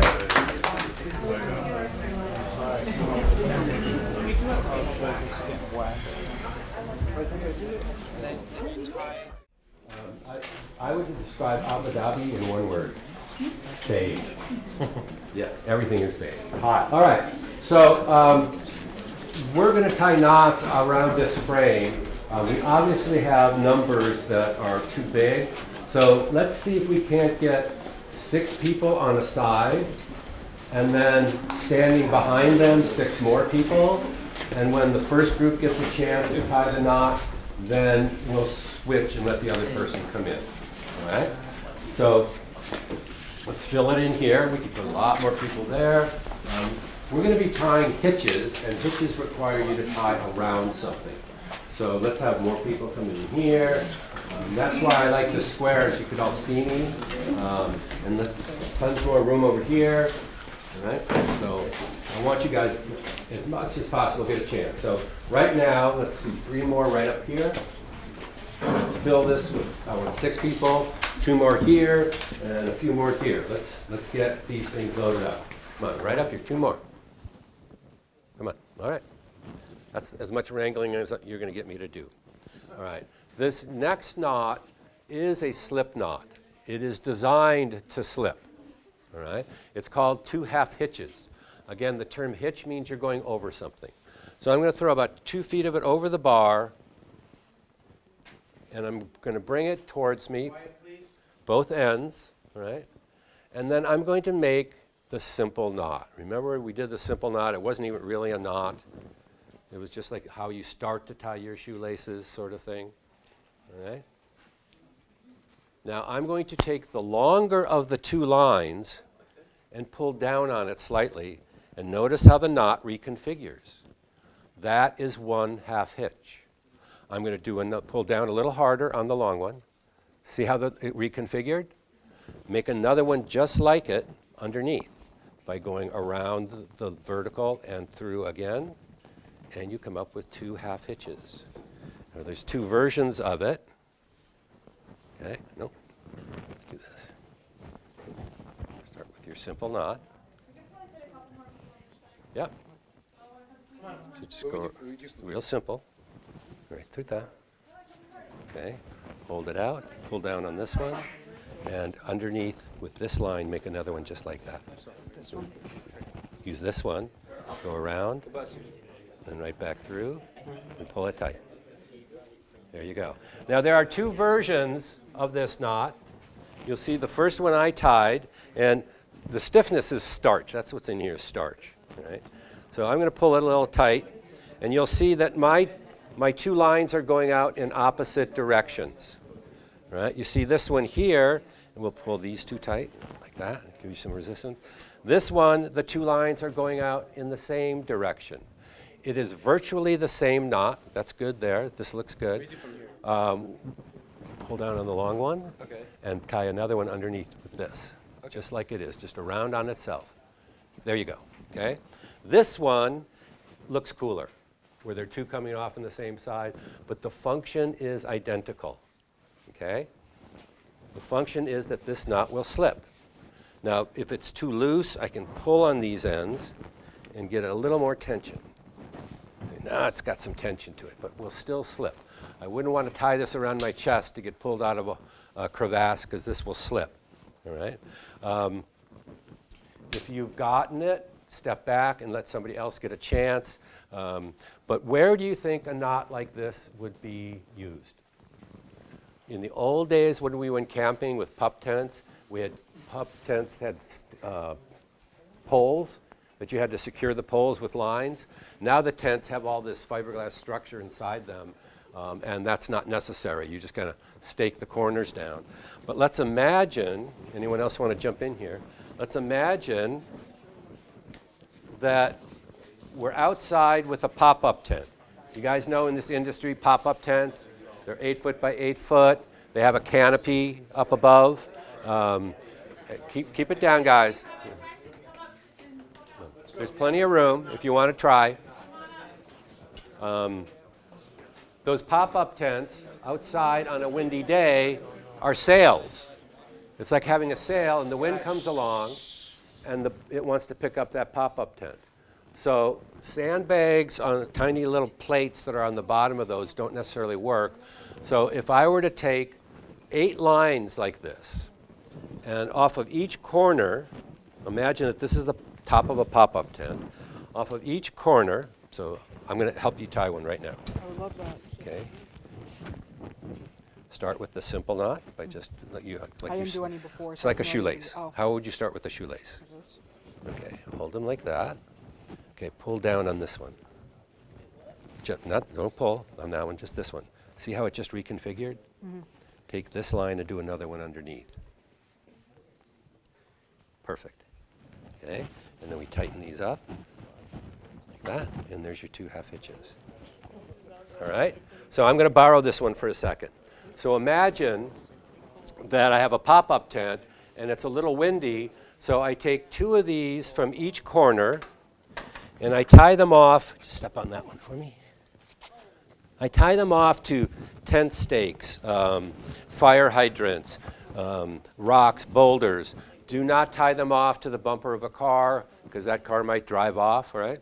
So now I have 2 lines on each corner, and I just take tension like this, and that's going to hold that in place. She's standing on that one. That's going to hold it in place, right? If the wind is so strong that these start to fail, you should be going inside, because if it's 50 miles an hour outside, these may fail. You shouldn't be out there anyways, right? That's pretty stiff. It's going to take a lot if I have 8 of these, all right? So that is 2 half hitches, all right? I'm going to continue to push through. I generally, because my classes are smaller, of 24 or less, I make sure everyone gets it at least once before they get it, all right? Before we move on. So I'm afraid the group is a little small, a little large, I should say, but Erica can always invite me back out for smaller groups or one-on-one sorts of things. The next knot is called a clove hitch. Again, it's a knot, and we can fill up these things if anyone's interested. I like this knot. I didn't used to like this knot, but now I do. And it's also the knot, if I was going outside with this frame and fabric, and the wind was blowing, I would need to attach safety lines to this and then secure those so that it's going to prevent this from being a sail and going down the block all by itself. So I like the clove hitch for this. So I'm going to throw about 2 feet of line over the bar, and I'm not even holding on to it yet. So you throw the shorter end over. Short end over, just a couple feet over the bar, right? Now, it doesn't make any difference if you use your left or your right hand. I'm going to bring the short one towards my chest. All right, just bring the short one towards your chest. All right, I don't even have my hand on the long one yet. All right, now I'm going to take and cross in front of the vertical. All right, notice I'm holding it out here. All right, that's right. So cross in front of the vertical. And then when you throw this back over the bar, not under, but over the bar, you're making a new hole. So reach through the new hole and bring it forward, and you'll get a double X. All right? Perfect. I think you may have gone under, or you didn't go through again. All right? So cross in front, go over, and reach. You see the new hole?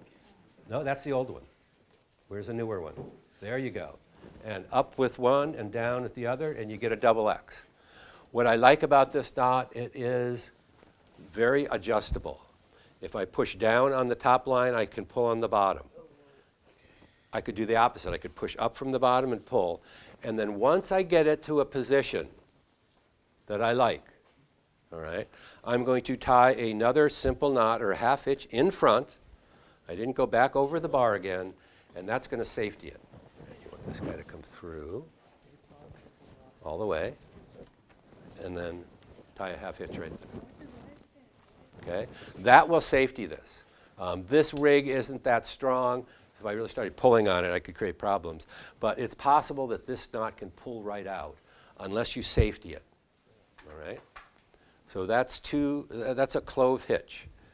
Now we're going to use the clove hitch eventually for the trucker's hitch. It might get to where when we get to the trucker's hitch, we're probably not going to all be able to do it, but we'll try. Okay? So that's the clove hitch. And again, I wish we had more time in a smaller group.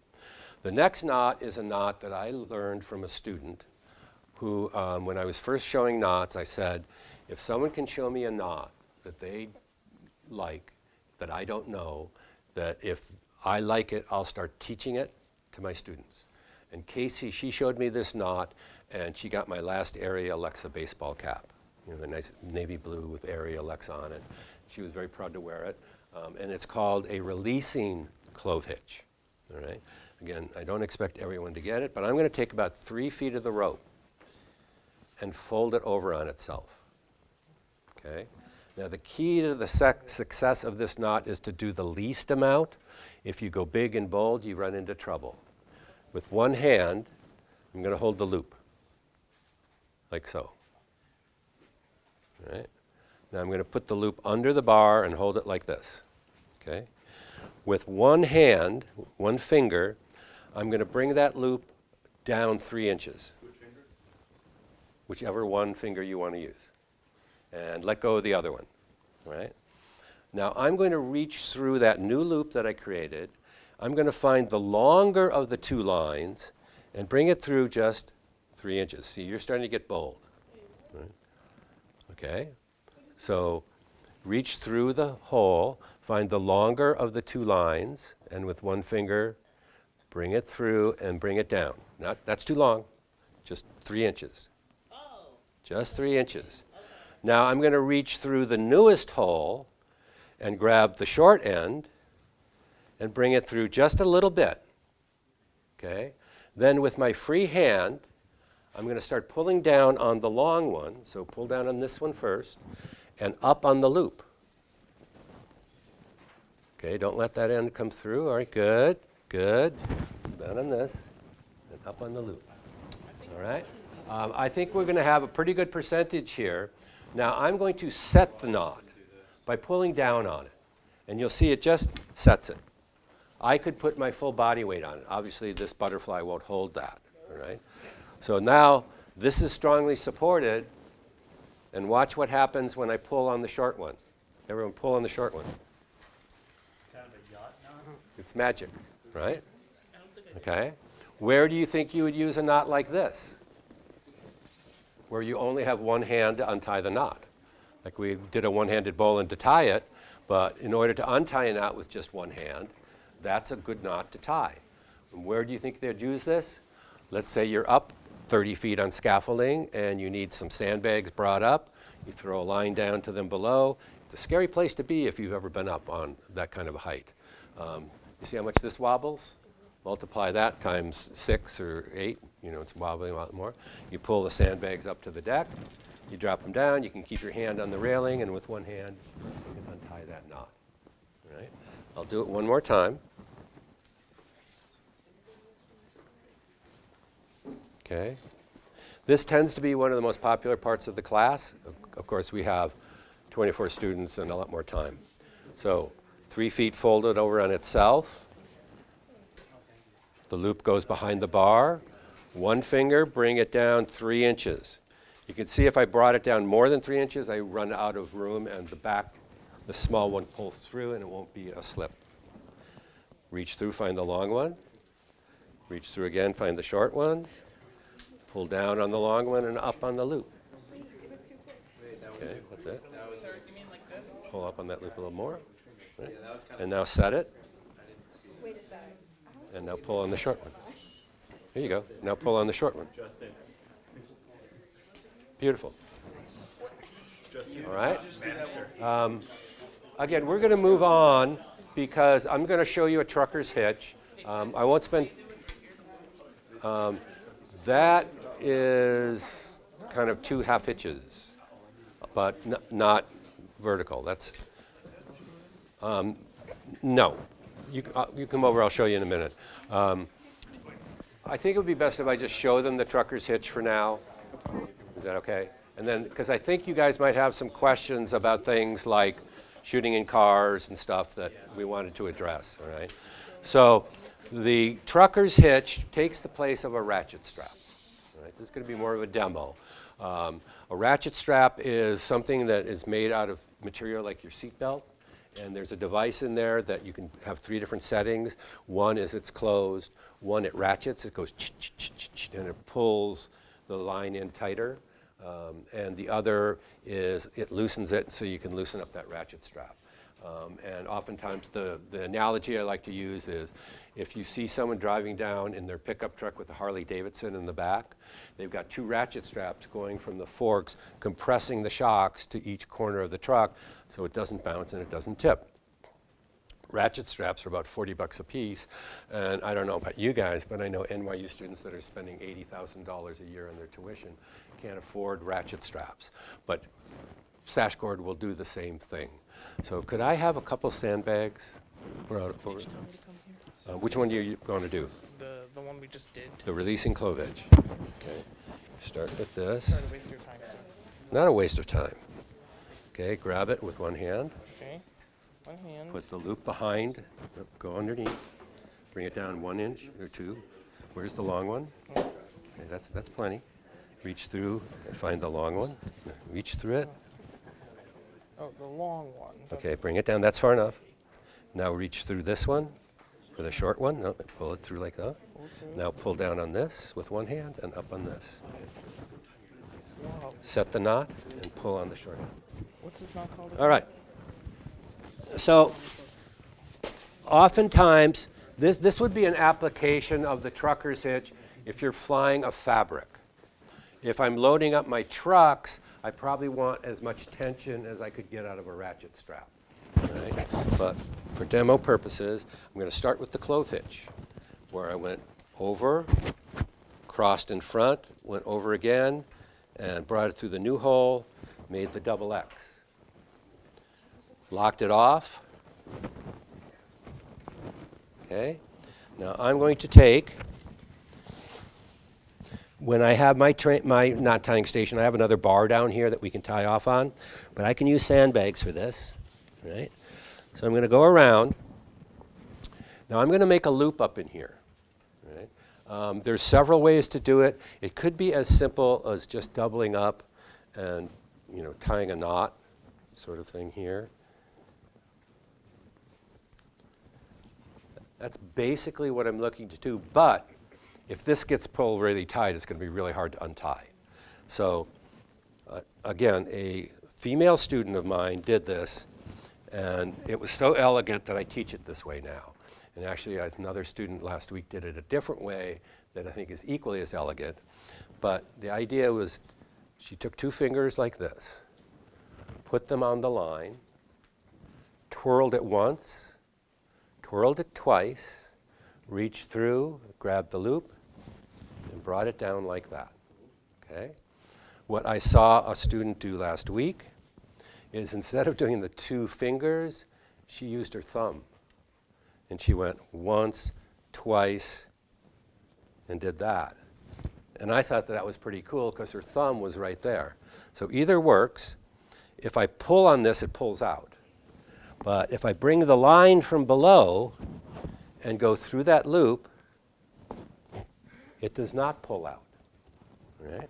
So I don't want to over stress this frame, but as I pull down, I'm creating tension. See, it's starting to bend this. So I could let's see how much weight this is going to handle.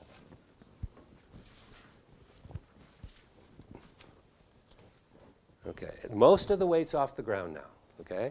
So got a lot of tension there, okay? You see where the line has gone through the loop, turned 180 degrees and come back down? Right where that bends like that, I am going to pinch it. I'll show it to you in this direction, 2 fingers only. Once I'm pinching it, the friction of the rope holds it in place. I could even have more tension than that. Show it into that direction, right where it bends, I pinch it. And now friction holds it in place. The trick is to tie this off without losing any tension.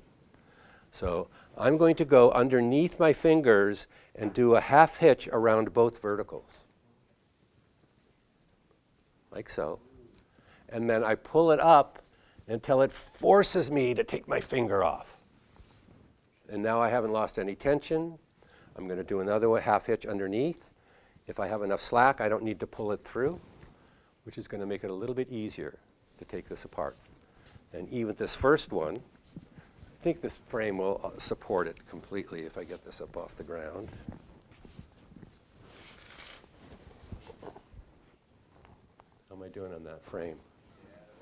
Okay. I don't think I'd do any more than that, right? That's really, this tells you what aluminum does. Aluminum bends, all right?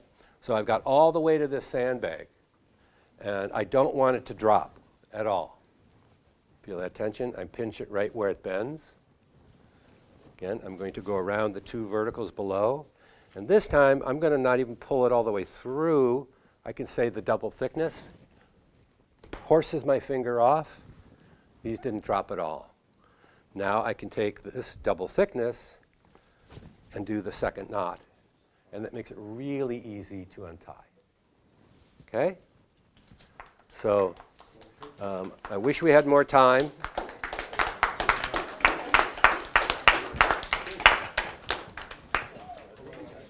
So, all right.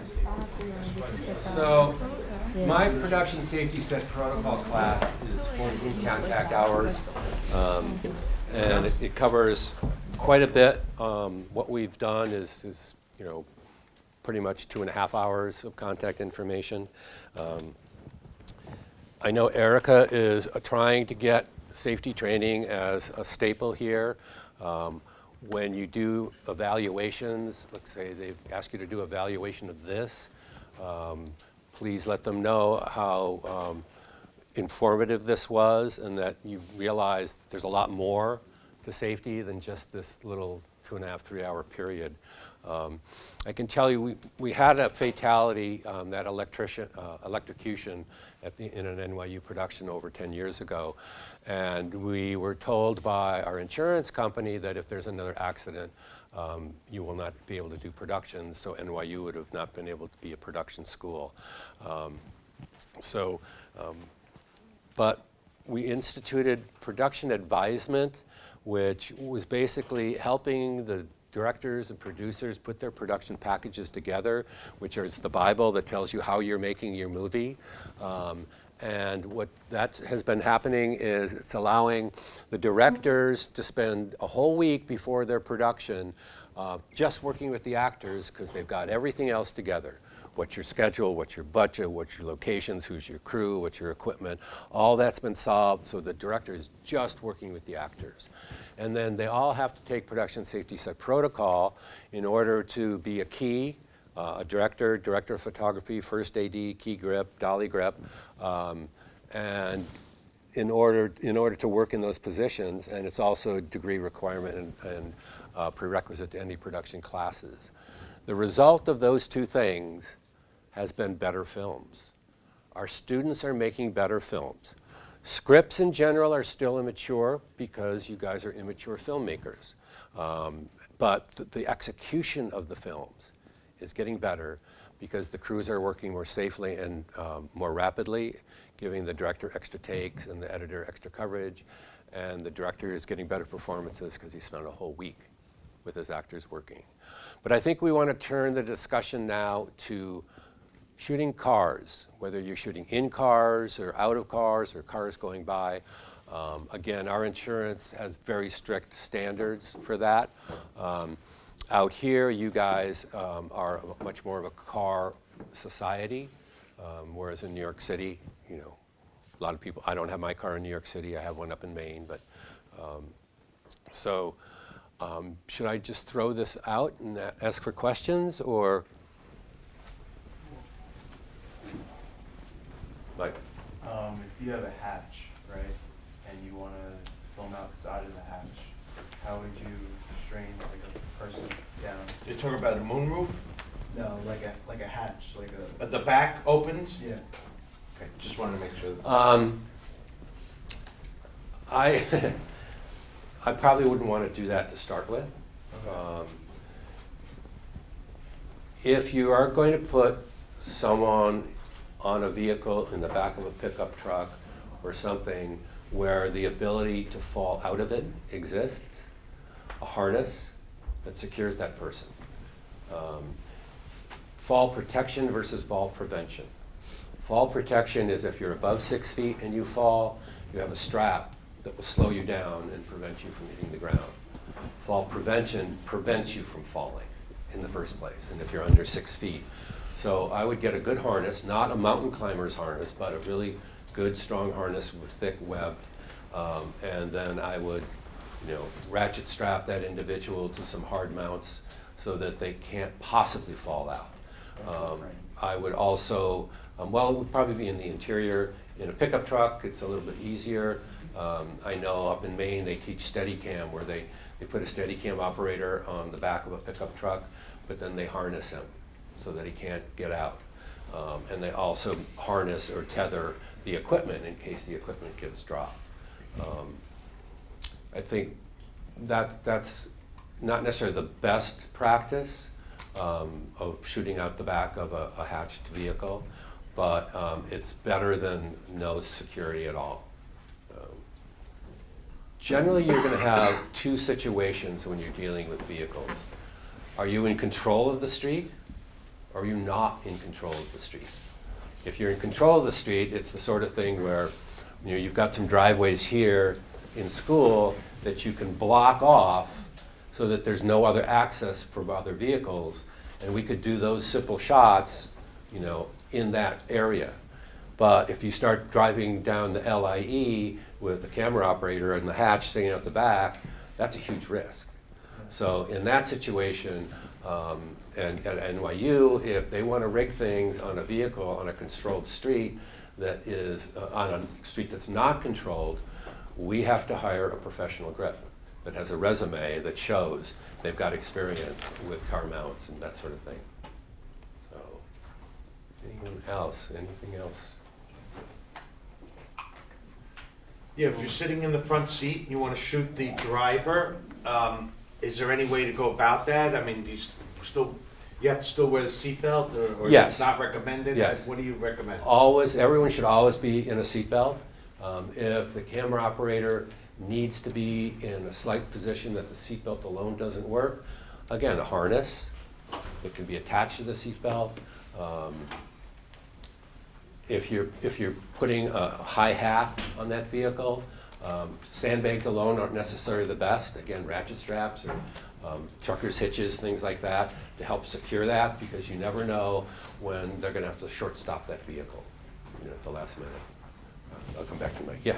What's a quick, easy way to make a light waterproof? I was on a set once. I'm sorry, I can't. A quick, easy way to make a light waterproof. I was on a set once, and we had China balls out, and it started drizzling very, very lightly, and the bulbs blew almost immediately. So we had to just really quickly just fix a garbage bag on top of the remaining China light and tape it together basically. So I don't know. Yeah. Generally, in rain and lightning sort of things, you should be shutting down power and not working outside. But rain protection could be that 4x8 out there with a Grifflon on it.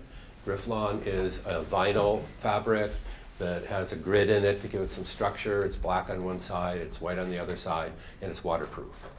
So you could put that over something, angle it, like if you have a camera position out in the rain, angle it so that the rain is coming off the back and not seen by the camera. You can do similar things with lights, where you take an open frame, that's like a 4x4 frame, and put photographic gel or something on it that's waterproof, and put that over the light. Again, you always need to be really careful about grounding.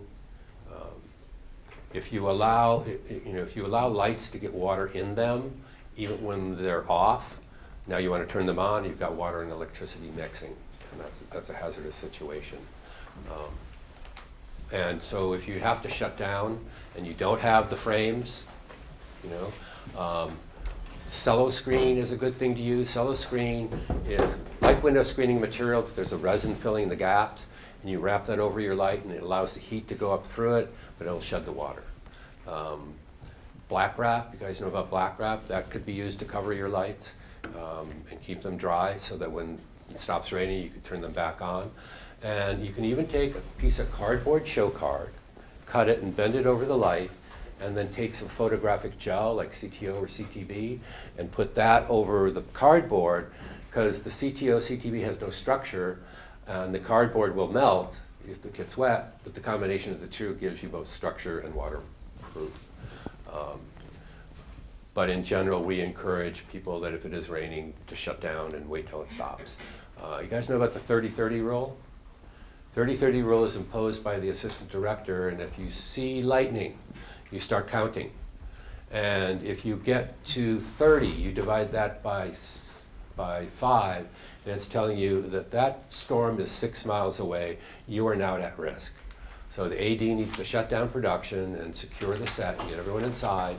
And then the second 30 of the 30-30 is after the last lightning is heard and thunder is seen, opposite, lightning is seen and thunder is heard. You need to wait 30 minutes before the AD brings you back on set. And it's not the director pulling their hair out saying, I need to shoot my pages, come on, we gotta go, go, go. The AD is responsible. Mike, you had another question about cars? So the safest vehicle to shoot out of would be what? There's, certainly depending upon your budget, there's shot makers, which are trucks that have jib arms and multiple camera positions all over the place and harnesses for everybody. They're not cheap. Car mounts, a relatively good way to do it. A lot of GoPros now can be car mounted pretty inexpensively. And the quality of GoPros is actually pretty good, that if you're cutting it, the only time you can really tell the difference between a GoPro and something else is if you're doing a side-by-side screening.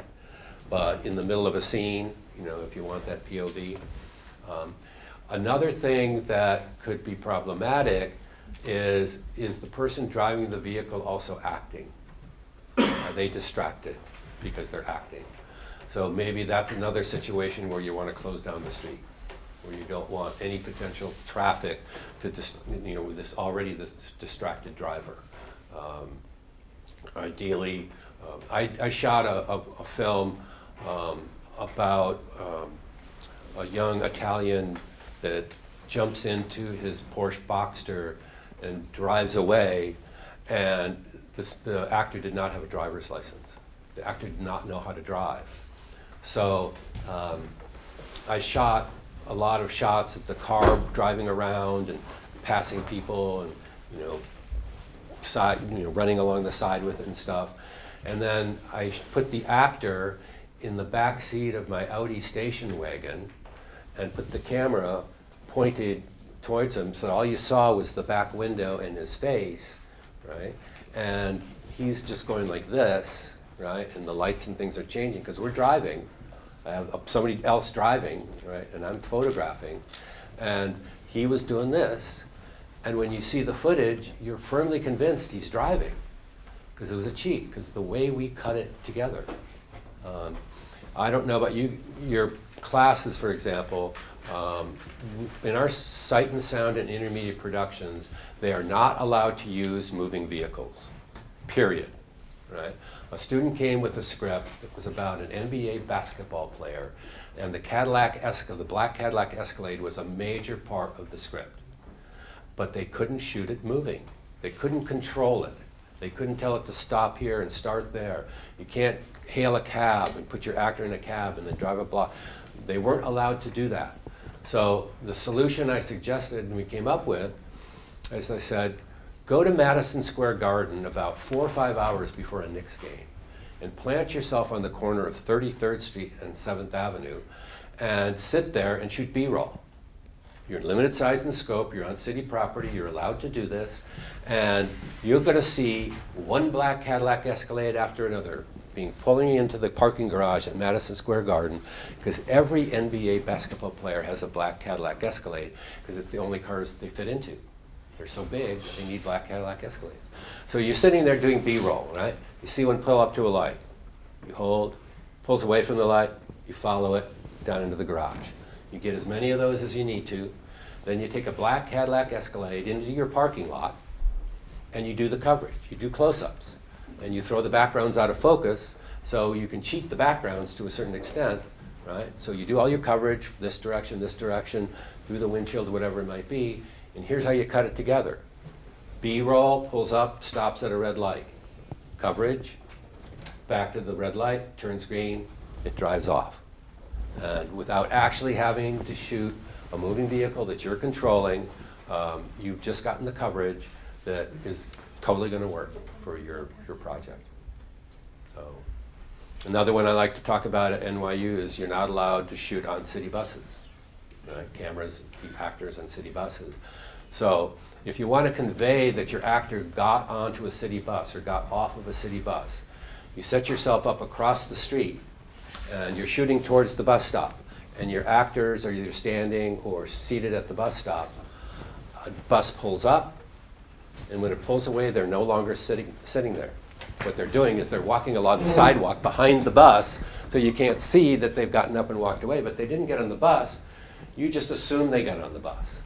And then when you want to do the opposite, you're sitting there, and there's no one on that park bench, and the bus pulls up, and as the bus pulls up, the actor is walking with the bus, sits down on the bench, and the bus pulls away, and now your actor's there, or standing there. So they're cheats and tricks that are totally believable. So, and also, consider stock footage for things. You can go onto a website called Pond5 and Google subways, and you can get thousands and thousands of clips of subways for $60 for a 15-second clip. And I saw one that was Silver Cup stages, you know, Silver Cup stages in the city with big Silver Cup, golden hour, the sun was coming down, the train was going by, it was glinting, it was absolutely gorgeous, and that was for $60, you get the rights to that, right? So you shoot a shot of someone walking down into the subway system, coming out of the subway system, again, you're on New York City property, not in the subway property, and then you cut that piece in between, and you're convinced that that tells that story. You can't buy coffee and bagels for $60, let alone trespass to get these shots. So, are we out of time? Yeah. We could keep going for hours, but Do y'all have any more like burning questions, itching? I just want to know, how do you spell that website you mentioned? It said Pond5? Pond, P-O-N-D, 5, the number 5. Oh, 5. There's quite a few out there, stock footage. I don't think we got to guns. Simulated weapons, good question. I mean, I know a little bit about the guns. Right. The big question on simulated weapons is, can it be viewed by the public? Right? If you're, for example, you're doing a scene and someone is robbing someone in a dry cleaning store, and they're in that dry cleaning store holding a gun up, if the public can walk by and see that individual holding it up, they don't see the camera, they're going to think that's a real robbery, They're either gonna call the police, or they're gonna become vigilantes and pull their own gun out and go in and start shooting. A best practice would be not allowing them, blocking off the windows so you can't see in, or spending $300 for a permit and a TCD police officer to stand outside. So these are all really good questions. I'm going to recommend that you all email me with these questions. And then I can get back to Erica, and we can work out a way for maybe this information to get to all of you. Yeah, so I can send out next week an evaluation so that y'all can give your feedback of the things that you connected most with and things that you have further questions about and wanted to know more about, and I can help connect y'all that way. That's a wrap. Thanks.